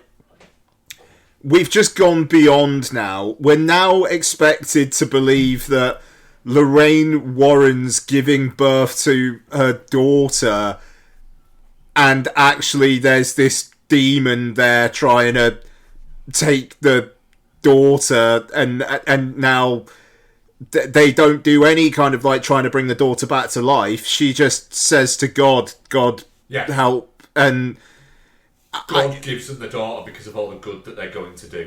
Based on a true story. Yeah.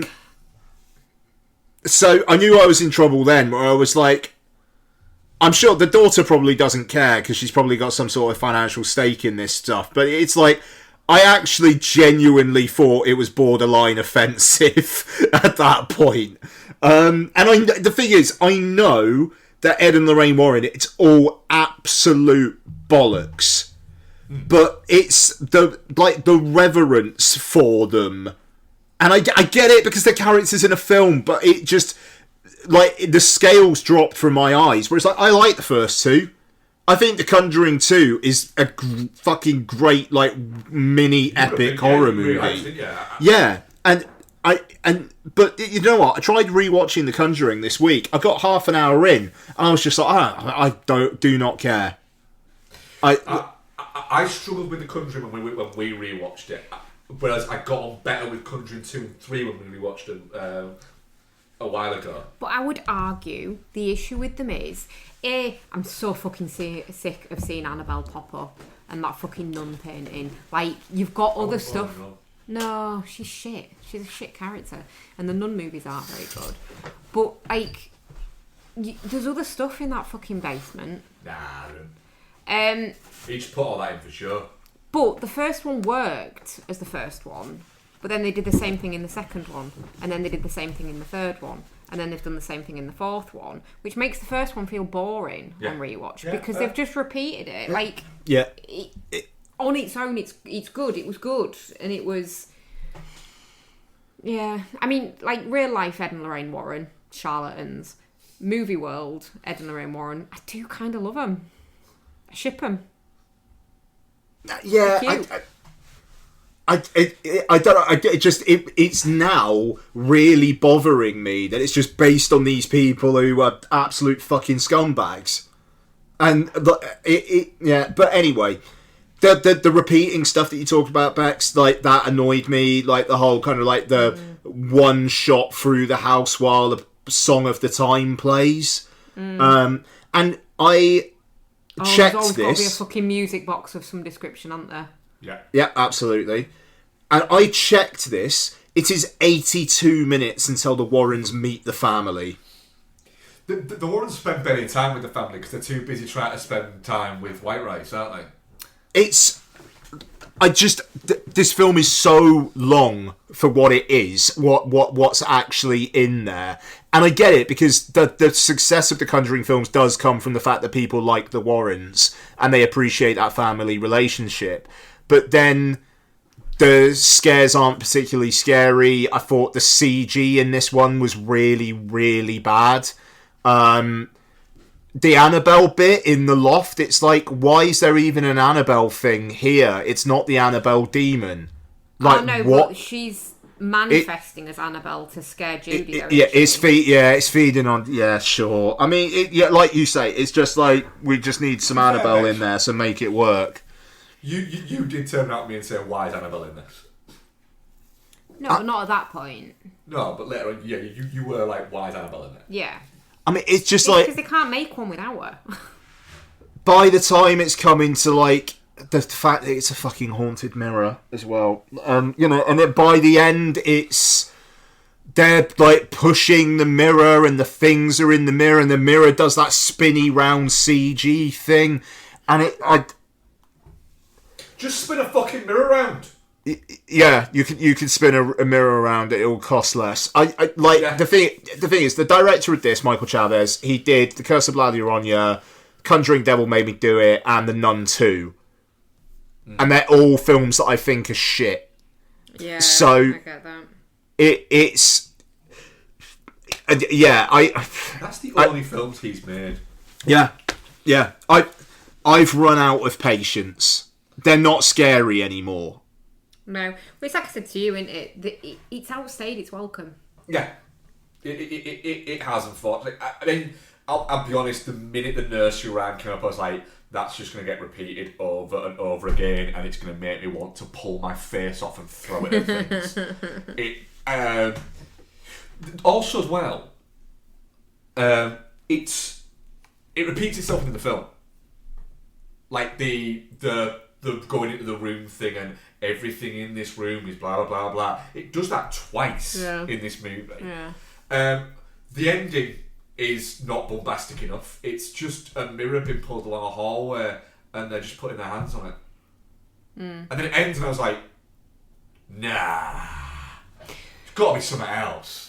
But also, like I said to you, didn't I? Like, part of what works in previous ones is them interacting with the family, like the bit where he's playing the guitar, the bit where he's making the waffles that are referenced in this one.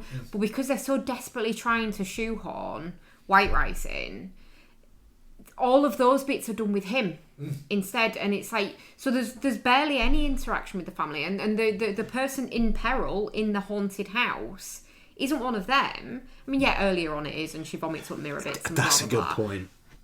But the person in peril while they're there is him. It's not. Yeah.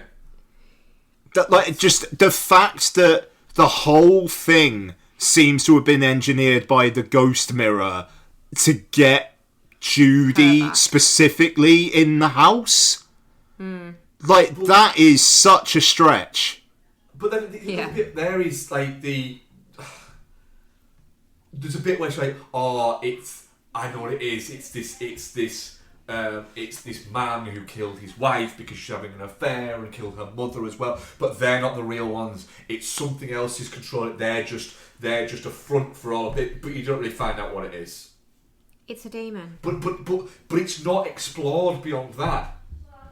Yeah, but none of the demons really are. They're just demons. No, but they feel a little bit more like they're going after them for something. They feel more part of it. Whereas this just feels a little bit... I mean, Vera Farmiga, all she does in this is walk slowly into rooms, looks slightly down over her right-hand shoulder. With a rosary wrapped around her hand, don't forget that. And then later on, she just screams loads. Just scream a lot. And it's just... It's tired. It's really tired. It's one of that, like I say, I didn't hate it, but I do hate that this is the one they're going out on. Yeah, it's... I mean, I can't even remember the guy's name. Tony. Tony, yeah. Yeah. I mean, what I will say there, even the fucking... he was Roger Taylor in Bohemian Rhapsody, of course he was. Even Ed can't remember the guy's freaking name. I keep calling him Tommy. Yeah. Yeah, the best scene in the movie is when Ed's reacting to fucking Lorraine's like giving them the blessing. He's like, what? Yeah. But that's what I mean, though. When they're being like they were in previous movies and just kind of amusingly bouncing off each other, that's when it kind of shines. Yeah. It's a no from me. Is what I'm going to say. Dog shit. Yeah. I just... That guy can't direct for shit. Yeah, Lala Ronya's not great. Yeah. I mean, our audience poll on that one was... where are you, Bex, with that? I think I'm probably touching cloth, but that doesn't mean I disliked it. Our audience poll is touching cloth. Yeah. Right. Let's punch drunk some bastards. What's that for? I'm not super enjoying this marathon. IMDb says A story of family, religion, hatred, oil, madness, focused on a turn-of-the-century prospector in the early days of the business. Kind of not what it's about, but fair enough, IMDb. It's There Will Be Blood. I don't need to tell you anymore. Ian, it's a fucking masterpiece. I drink that milkshake all up. You know, it's cracking. Like, that go on. I've watched this movie twice now this year. Wow. And I might watch it again before the end of the year because it's a fucking masterpiece, and I can't believe I haven't been watching it more over the past 18 years. But That's how old it is. Yeah. But it's the. And I was saying this to Bex because we watched it separately, didn't we? Yeah. And I was saying to Bex, there's misconceptions about certain scenes in this movie. So, like, the big I've abandoned my boy bit is people always go, oh, it's him realising what he's done. It's like, no, it's not. It's him realising all he has to do to get what he wants is say what this guy wants him to fucking say, and he gets what he fucking wants. And then there's a bit where he's just kind of almost laughing about it and screaming this fucking guttural fucking thing. And then Dano slaps him, and it's at that moment where he's like, do you know what? I'm going to take it because I'm going to get it, but I am going to fucking kill this guy. and then he just starts smiling because he's smiling knowing I'm going to get what I want and I'm going to kill him. Said to you, didn't I? Like, Paul Dano could literally play somebody that spends all his time rescuing children from burning buildings, and you'd still want to punch him. He has just got that kind of face. A little bit, yeah. Somebody else talks, I will just take over if not. Ian. I mean, it's an absolute acting masterclass from old DDL, and Dano's fantastic as well. I love the epilogue. The scene between him and Dano, where just that whole, like, you know, say that you're a false prophet and blah, blah, blah, and he's like doing it, and he's just like, yeah, I've already drilled that area. Yeah. You know, it's just such a fuck you. Yeah, and he's just toying with him before he kills him. He is just a lot like a fucking lion teasing its prey. It's amazing, and it's so dark because I'd straight up forgotten all the stuff with his son. So like the ending with him across from the desk with his son, where he's saying like, you're a bastard of a bastard or whatever it is that he just keeps shouting. Bastard in a basket. Bastard in a basket. That's it. Thank you. Like, that was one of my favourite bits of the whole movie, I'm not going to lie. And then the bit where he refers to Dano as afterbirth as well, that's good. Oh, yeah, that's rough. Yeah. What a thing to say to a twin.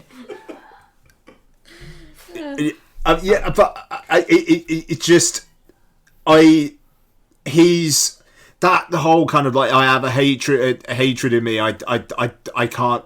I have a darkness in me. I can't like anyone or whatever it is, or I don't like anyone. Like all that stuff, and it's like, yep, you absolutely feel that. And the one person he cares about is the kid, and he cares about his fake brother for a bit, but you know, we know what happens there.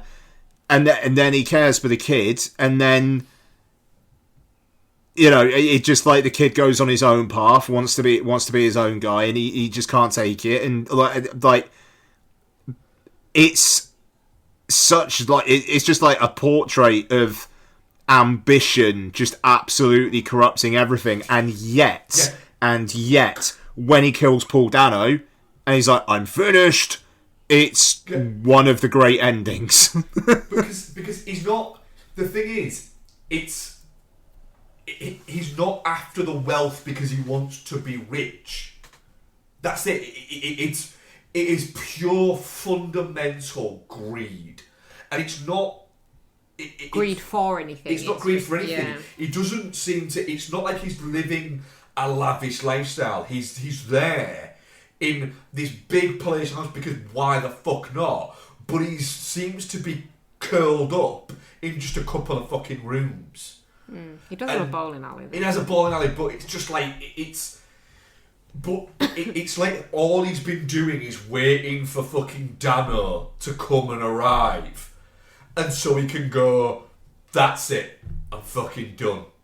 I've done all of this, and the one thing that was left to do was to fucking tell this piece of shit what I've done, and then kill him.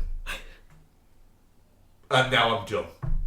That whole scene in the bowling alley is excellent. To be fair. And the thing is, like, I don't want it to seem like I hated it. There's moments of brilliance throughout it. My issue with it is they are too far apart. There's too much plod between the great moments, and it's too fucking long. I don't think you're allowed to say that when you said the other day that you didn't think the Conjuring Last Rites was too long. I didn't think it was too long. Then. But that last scene in the bowling alley, it keeps it keeps the intensity up. Whereas I think the issue for me with the rest of it is it's like things, nothing for fucking half an hour. Things, nothing for half an hour. Things. We're plotting out a pipeline. Tape measures. But the pipeline bit is great. No, it's not. Because it's him fucking over Dano. No. It's boring. It's not. It is. No, not the whole film. The pipeline bit's fucking boring. And the score would have you believe it's the most fucking exciting thing in the whole wide world. Because it is. No, you're an idiot. It's glorious. Because you know that he's fucking over Dano. And the set piece of the oil well going, when that goes, that is fucking incredible. When HW gets deafened. Yeah, but they just like the score for that is going, and you've got fucking Daniel Day-Lewis just like rushing around and trying to get it all sorted. I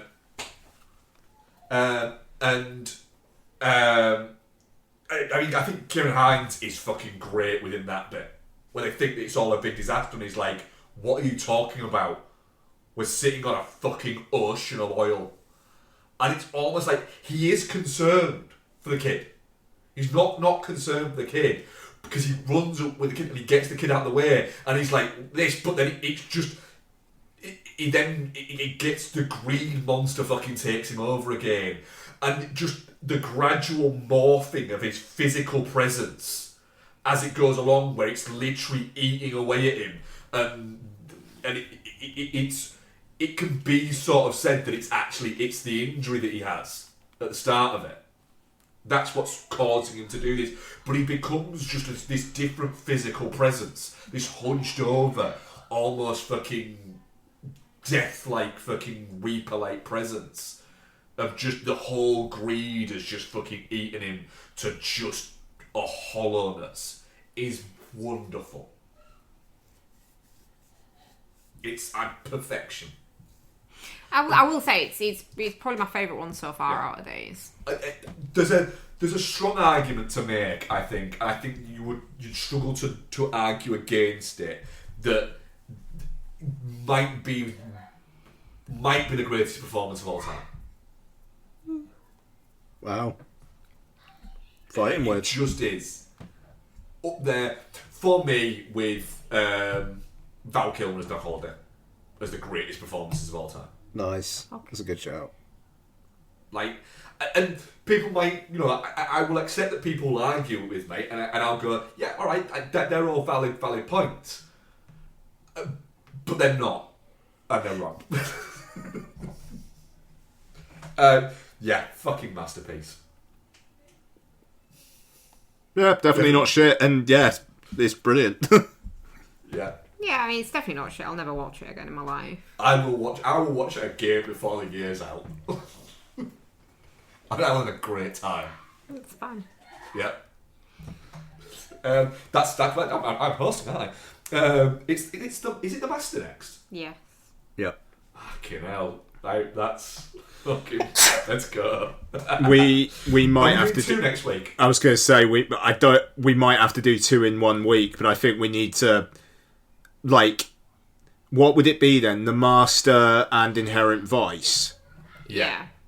So we've got actually, hang on. Yes, we've got the Master, Inherent Vice, Phantom Thread and Licorice. Phantom Thread, of course, and Licorice Pizza. We might have to do two double weeks, might we? Oh man, that's a lot. That's a lot. Hang on. Oh fuck. Yeah, you're right. Unless we do Licorice Pizza the week it comes out. The week one battle after another comes out. Let's see how we go. So the Master and Inherent Vice, like that's not too heavy, at least. Because you've got the Inherent Vice there. Yeah, because if it was like the Master and Phantom Thread, like that's a very, very good, but it's an awful lot of. It's basically eating that breakfast that he orders in Phantom Thread. Yes. Yeah. Okay. All right. Yeah. So we'll do the Master and Inherent Vice next week then, if that's all right with you guys. Yep. So we don't actually have any questions again. I think I need to start putting this out a few days before. We did have a very nice feedback message, which I'm going to actually read out a part of it from Glenn, who says, just wanted to repeat that you're my favourite podcast. I've been listening so long that at this point I genuinely consider you three friends. Thank you so much for keeping it going. It really is appreciated. Becky's takedown of the I Know What You Did Last Summer cast not being attractive enough is a brutal exercise in shame, and I'm absolutely here for it. Nice.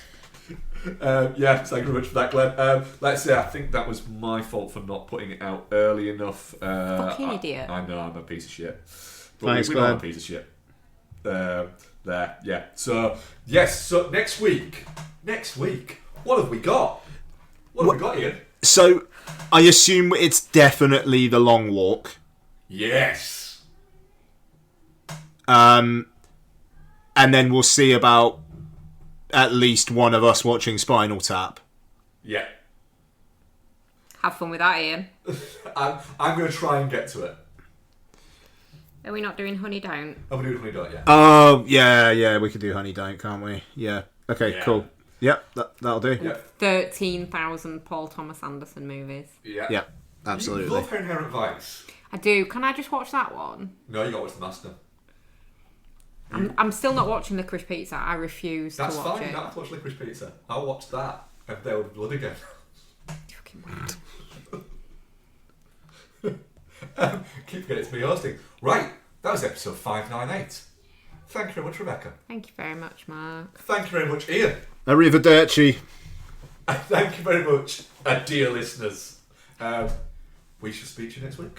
Bye. Bye-bye. Every beat that it took, I knew half an hour before I was going to take it. And I was a bit like, I get that. alright. And I knew that it was going to end up with just every interesting character wasn't in it enough. And I didn't.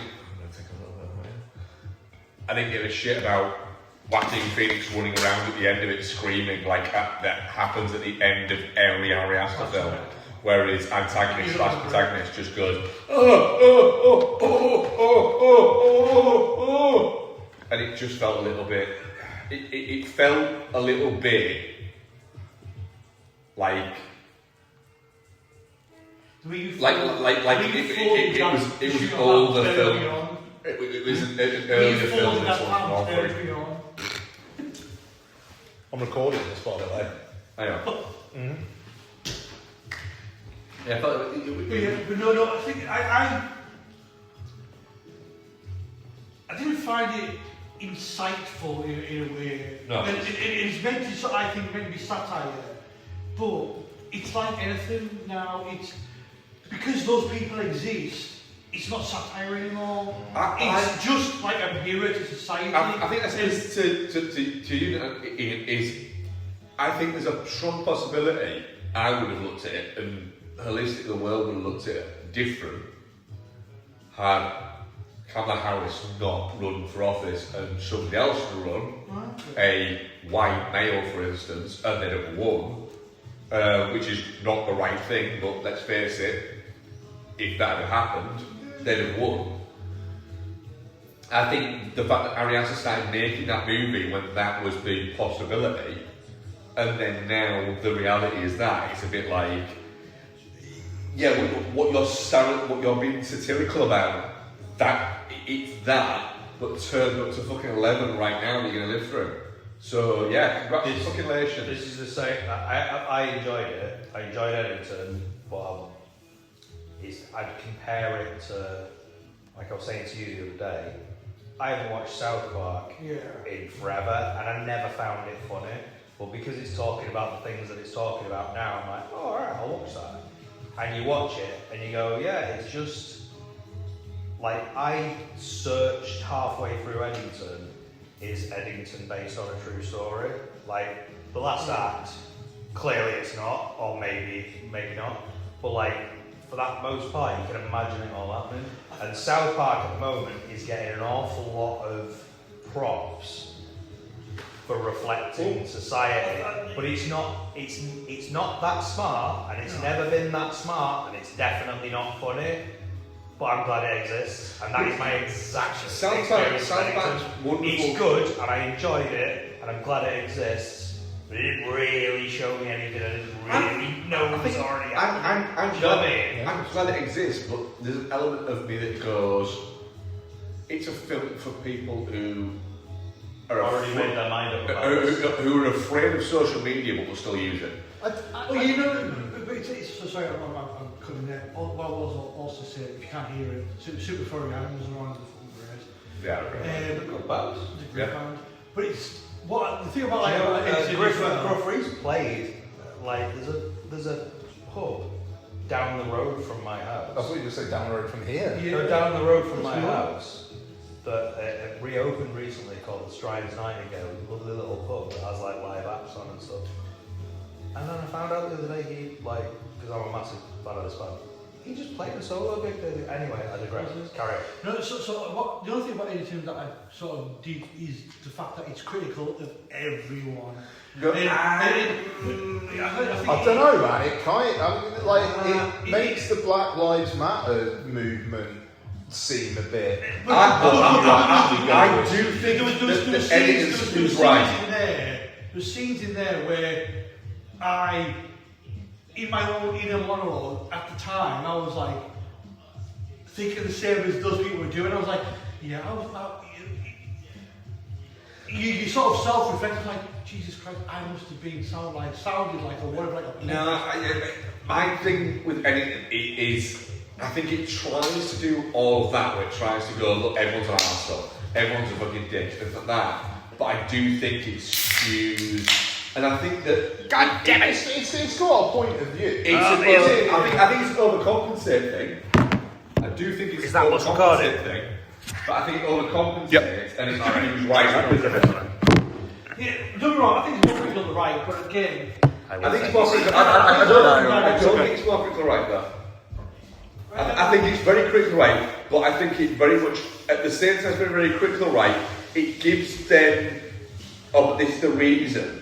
Whereas the left, it basically goes, oh, they're just a bunch of idiots. They're corrupt, they're just as bad as these guys, or they're just social justice warriors. Yeah, I mean, for me, or they're doing it to try and get laid. The only criticism that I really sort of had with it, because yeah, I did enjoy it, because I actually found it quite entertaining rather than that, but it's like, for me it was like, the cast, like, Pedro Pascal, Emma Stone, I don't really know why they were in the movie, because they didn't really get anything good to do. The only character I probably got really good to do. Did they get any on your phone? Nah, I think you're right. And, It's a new iPhone now, that's one. the young kid. The thing is, but genuinely, I thought the best entire performance of the whole thing, the most interesting performance in the whole fucking movie, was Austin Butler, and he's in it for 2 scenes. Really? Because I thought he was very sorry. It was very obvious who he was playing, and it was a bit like, is there I thought any more as soon than as he that? came in, I was like, alright, this has got it's got something fucking going, and then it just didn't go anywhere. I could have taken more Austin Butler, but the reason I could have taken more Austin Butler is because what he was doing Was a fucking bit too fun. obvious. But it was fun. Him picking up a glass of water, drinking a glass of water, and then going, I'm going to go and clean this. He's more entertaining than anything fucking else that fucking Joaquin Phoenix does throughout the entire At the movie. same time, you just criticised that film for saying anything that was happening, I knew what was going to happen 10 minutes down the line with that character or whatever. Oh, As soon as he walks into the room, you're like, well, I guess he's fucking off with Emma Stone. Oh yeah, absolutely. And You know that's what I mean? It's absolutely not fair. like, what else did he bring? But because they don't give anything else to bring.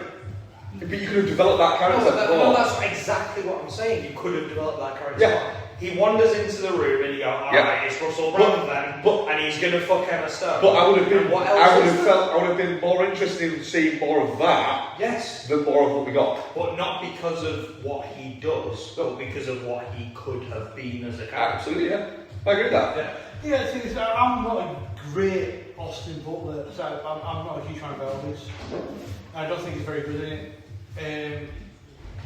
I think there's a better character there, and there's absolutely no question that he could have done better with it because we know that he's good. Yeah. I just don't think it's there. I don't think Well, there's enough for that. Well, it's strange because like Ari Aster is, I thought he's pivoted into a bit more of this sort of uncomfortable comedy / not comedy. Because like I said, I like Hereditary. I love Midsummer. I adore Boys of Fred. Can I just question that? Is Midsummer a comedy? Parts of it are comedic. Right, but this is the problem. This is the problem. Midsummer is 100% a comedy. And when it came out, nobody was saying it was a comedy. Everyone was saying it was it's this great horror movie. It was a fucking comedy. It absolutely was. For me, it was a horror film with comedic. It was a comedy with horror, with some moments. Especially the third act, it goes comedic. Which has a People were calling it like the scariest fucking film Wait, ever what are we made. talking about? Midsummer. At the time, people were like, it's so fucking scary, it's so unnerving. And Mark's been on that train since day I come one. out of it and went, that is the fucking funniest film I've seen this year. Yeah.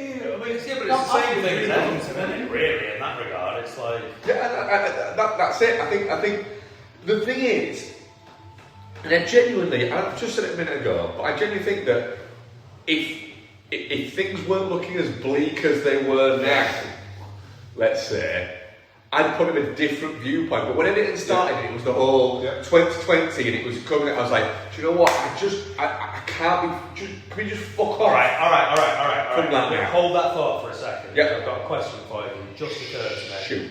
And it might be nothing. However, Jesus. All right. So. Fucking hell. Right. So, is there a possibility that Eddington might have been a better film or a worse film if you cut that whole third act shootout stuff out? Because actually it makes it more of a reflection of that time and it doesn't drift into... Because I could have done without all of that. I don't know, I think the Antifa stuff is interesting. It just like, it does... It is like 20 minutes when it could have been 5. I didn't like it personally. Think about it more about like, because at that point, that was the point in the film where I went, we're in the land of fantasy.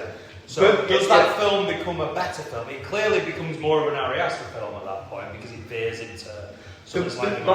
My issue a is better film or a worse film for having personally, all those bullets in it. Personally, I think it's a worse film. Because the problem, I might be inclined to agree. The problem that I have with it is knowing that it was an Ari Aster film I was watching. You could go.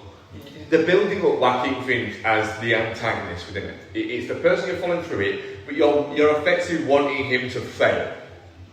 But all the films I was watching, going because I know this is Ari Aster, I know he's not going to die, and that is the cathartic release we want. So again, coming back to my point then, is I'll spoilers all the time, is the better end of the film when he kills Pedro Pasco, Pedro Pascal? What the fuck is that guy's Pedro name? Pascal. He's been in a film. You know what? The better. Wait, let me get this clear. Pedro Pascal, right, is the better ending of that film when Pedro Pascal dies. Is the better ending of that film when Joaquin Phoenix gets stabbed in the head? Oh. Or is the better ending of the film that extended thing where we have to see Neither. slowly Neither. deteriorate? Neither. Do you know what the better of that film is? Yeah, go on. You cut out the fucking last fucking act, which is just, I don't know how to end this film, so I'm going to make two endings that make no fucking sense combined. Yeah. Because it makes no sense that he gets fucking stabbed in the fucking head and then survives. Yeah. It's a bit, oh, come on. Yeah. And so you cut out that last and you whole have bit for me have was a bit literally like- you have him getting fucking caught out in the fact that he's shit at being that he thinks he's doing this fucking stealth, like I'm a killer, I'm a cop, I can do all of this, and then it quickly comes round and he gets found out by the real police, not the fucking sheriff's department, and he gets found out there, and then the world closes in on him. The problem is the world doesn't close in on him. No. It never happens. The world never closes in on him. It just he goes on a mad rampage, kills fucking loads of randomness that we don't even fucking see, and then he ends up there anyway, but by proxy. I'm not sure that whole Antifa thing really works for me. It doesn't. I just think it's interesting that it's just like you've got this squabble between a mayor and a sheriff, and it's all very personal.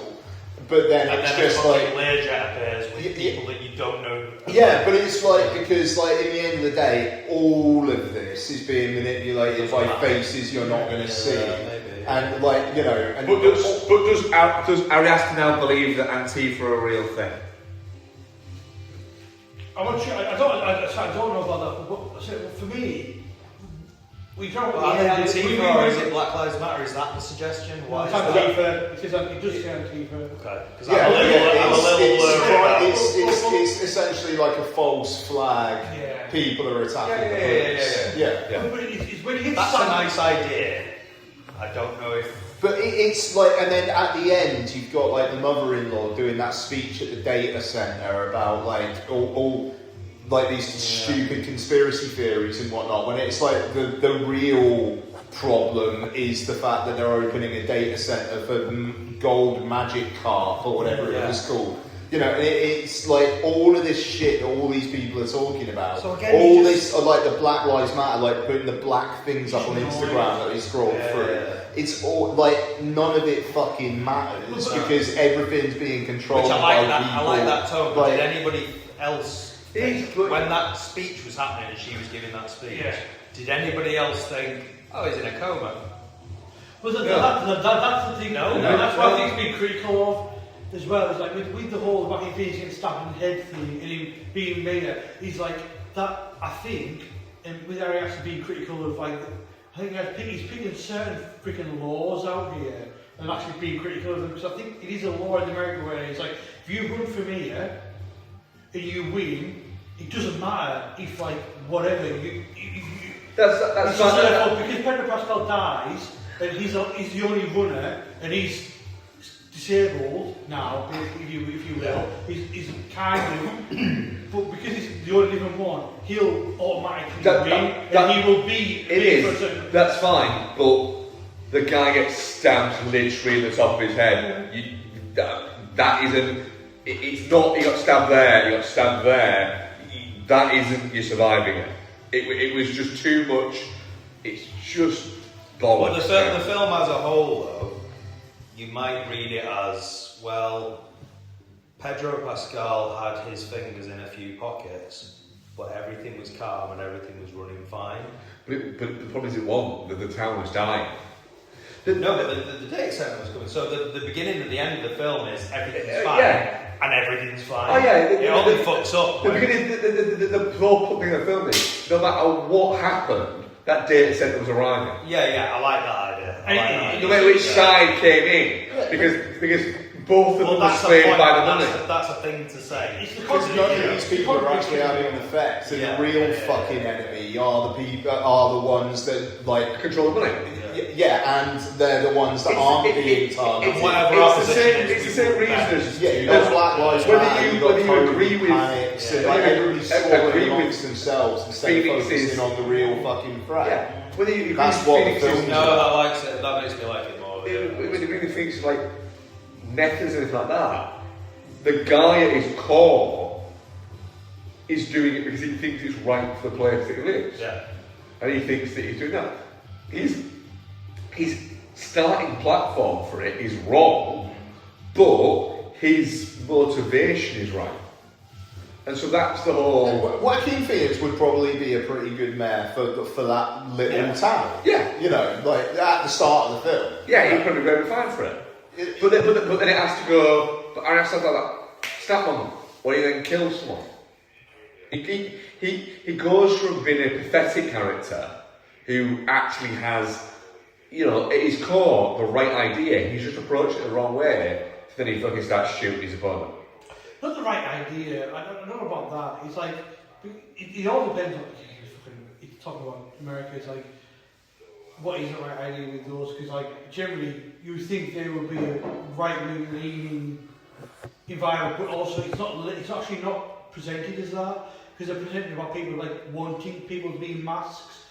Whereas like, so would Joaquin Phoenix actually do well in that society? Well, yeah, he would do well in terms of getting elected, and like the thing is, he would be able to operate and say masks are bullshit and everybody should have a gun, and if anybody tries to break into your house you should shoot them. And that's America. But that's not progressive, is it? That's just how he would operate in that small town. I think what the whole film's trying to say is like literally nothing matters, everything will move in one area. I like that. Doesn't matter. It's the same thing that I liked. It's the same thing that I liked about the other fucking Pedro Pascal movie that I saw this month that wasn't Fantastic Four. Like, just that nihilism of just like, you know what, we're all cunts, and it's all, we're all cunts, we're all fucked. But I don't think it's necessarily nihilism, because it's like things do matter. It's just the things that we like people think matter aren't the things that matter. It's the fact that you've got these data centers like popping up, like it's that. It's all going to happen anyway, so why don't you just pick a side? But then there is that as well. It's It's almost the opposite of that. It's almost like this is all going to happen, so why pick a side? I think it's a very, very entertaining 2.5 hours of why humanity should probably be cooked. But that's the difference. Is and I get it in the criticism, but like you found it, I found it just fucking boring. Personally, it didn't. I think it's one of those films where if it gets you and you go on the ride with it, it's great. But if it doesn't, you're just there going, I know I've ignored social media. I don't need to know the fact that everything's fucked. No, but this is the point. This is coming back to the point that I made about it in the first place, was that it's interesting and it's interesting to discuss, and even discussing it now I like it a little bit more. However, there's nothing there that I didn't already think or feel. Like, there's nothing there that, like, again, going back to the South Park thing, like, there's nothing that I'm glad that it exists, and I'm glad that it creates a conversation. However, big data is going to win. We're all fucked.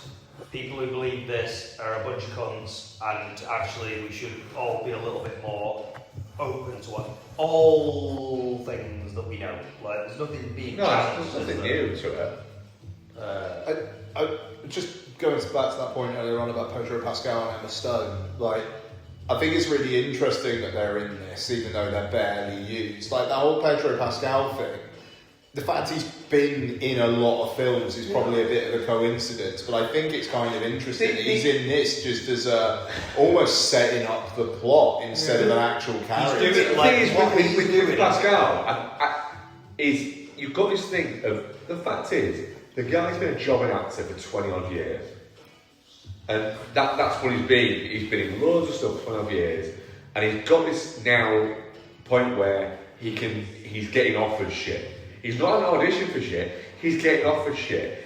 if you are 25 and you get knocked for shit, you can go, well, I'll pick that, and I'll pick that, and I'll pick that. If you are 45, then you're going to do the same thing that fucking Morgan Freeman in the 90s and Samuel Jackson in the 90s and go, fucking yeah, I'll do that, I'll do that, I'll do that, I'll do that. Because you're looking at it and going, hang on a minute, I've done 20 years but this fucking train hasn't set off from the fucking station. Yeah, but the problem is, at some point though, within that, when you do that, you're going to have a weird little period where a bunch of it comes together. A bunch of it comes out at the fucking same time. All of the performances, and I would even put the Marvel performance into that mix, is everything that Pedro Pascal. We've had conversations about.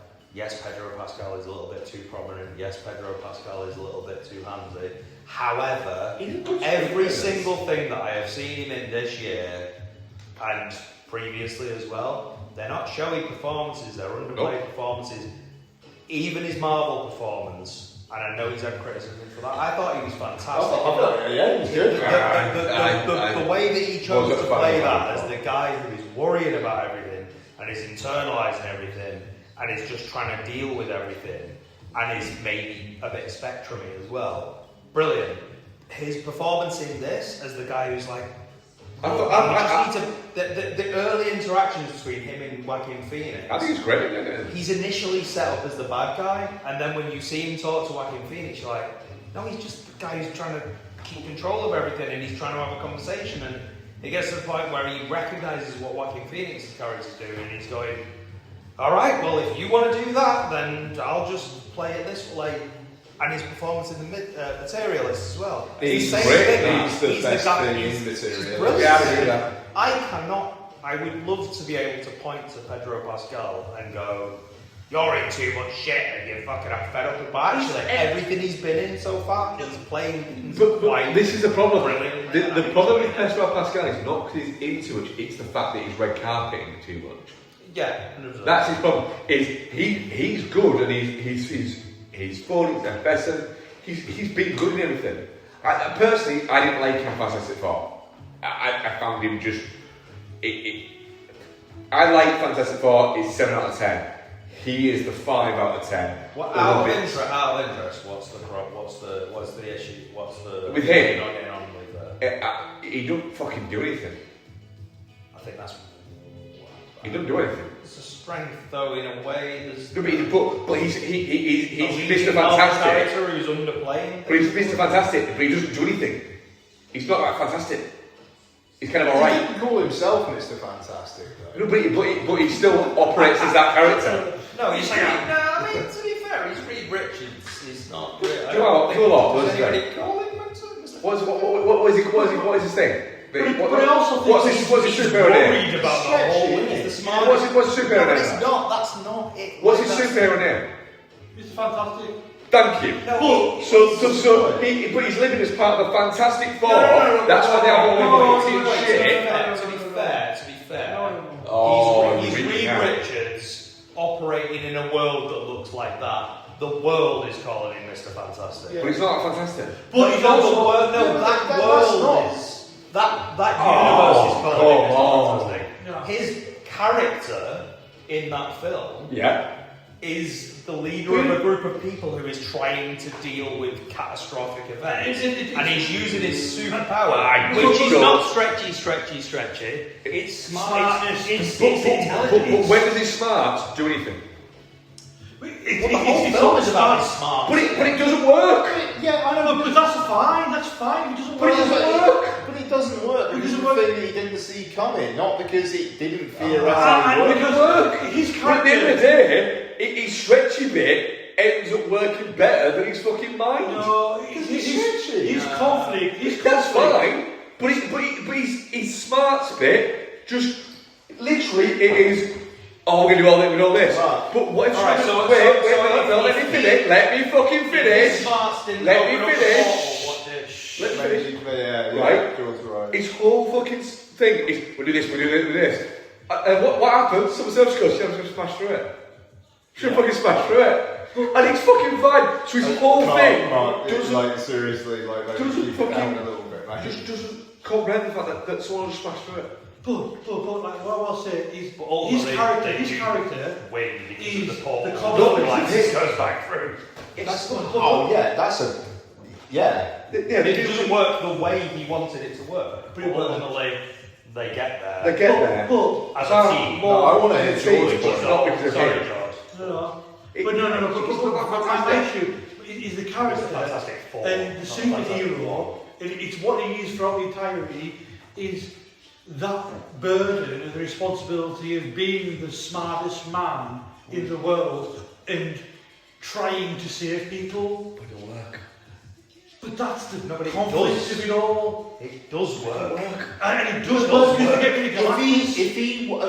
If he wasn't there, would the Earth have survived? I'm just saying that they chose that only option because No, he you're felt was there. you're focusing on the end of the second act and you're ignoring the whole of the third act. Because you decided by the end of the second act that he's not fantastic. he's not the principal character of the third act. No, it's the Vanessa Fantastic Kirby. Four! No, Vanessa Kirby is the Thank you. fucking principal actor of the third act. No, they all work together, as the Fantastic Four do, they all work together in Mark, the you third didn't act. answer my question as well. If Mr. Fantastic wasn't there, would the Earth have survived Galactus? Possibly, because they only chose his idea because they thought that he was the smartest man alive. It might not Without his idea. Did his idea work? It did, but did all of that catastrophic event all happen? Could something else have Alright. happened? No, however, your focus I think it's probably fair to say he did something. You're focused on What your like collateral damage that happened in it? Wait, alright, let me make this point, right?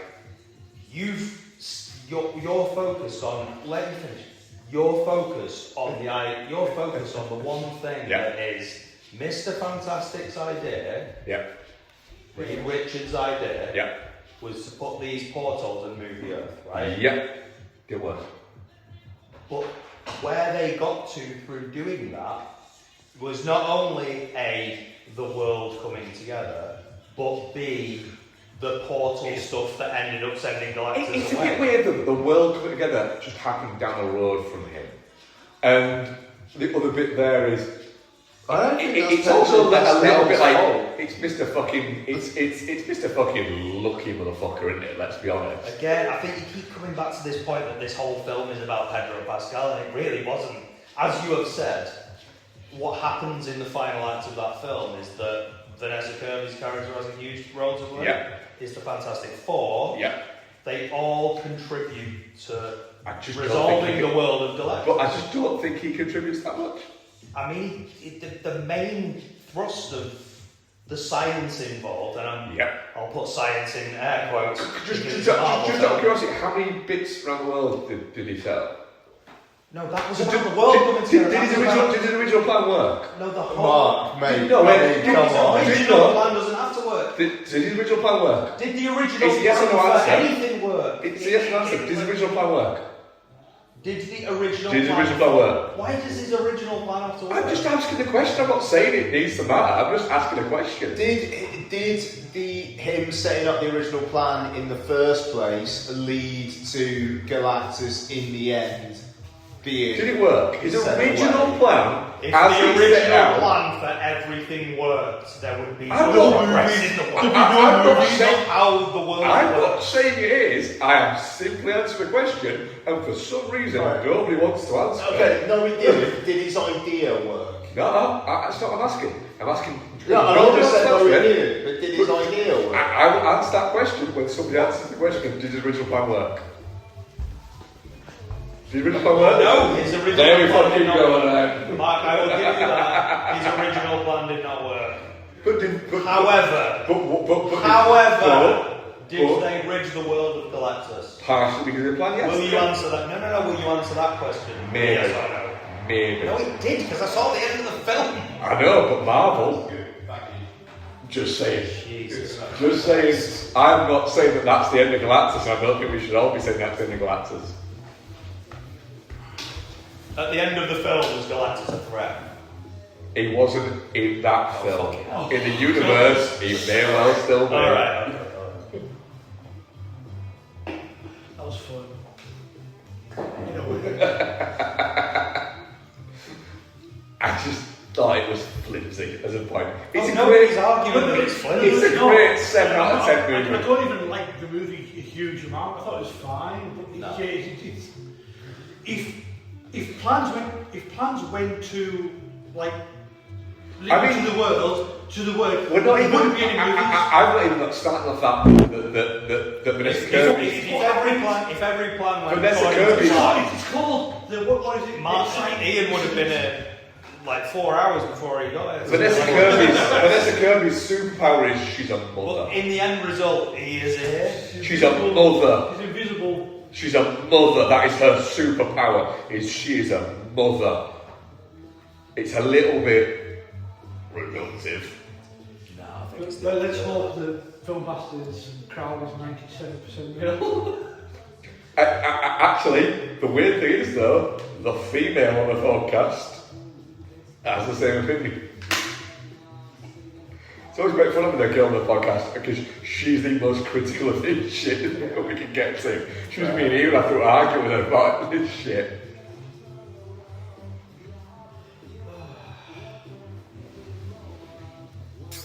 Well, I'm glad we solved that.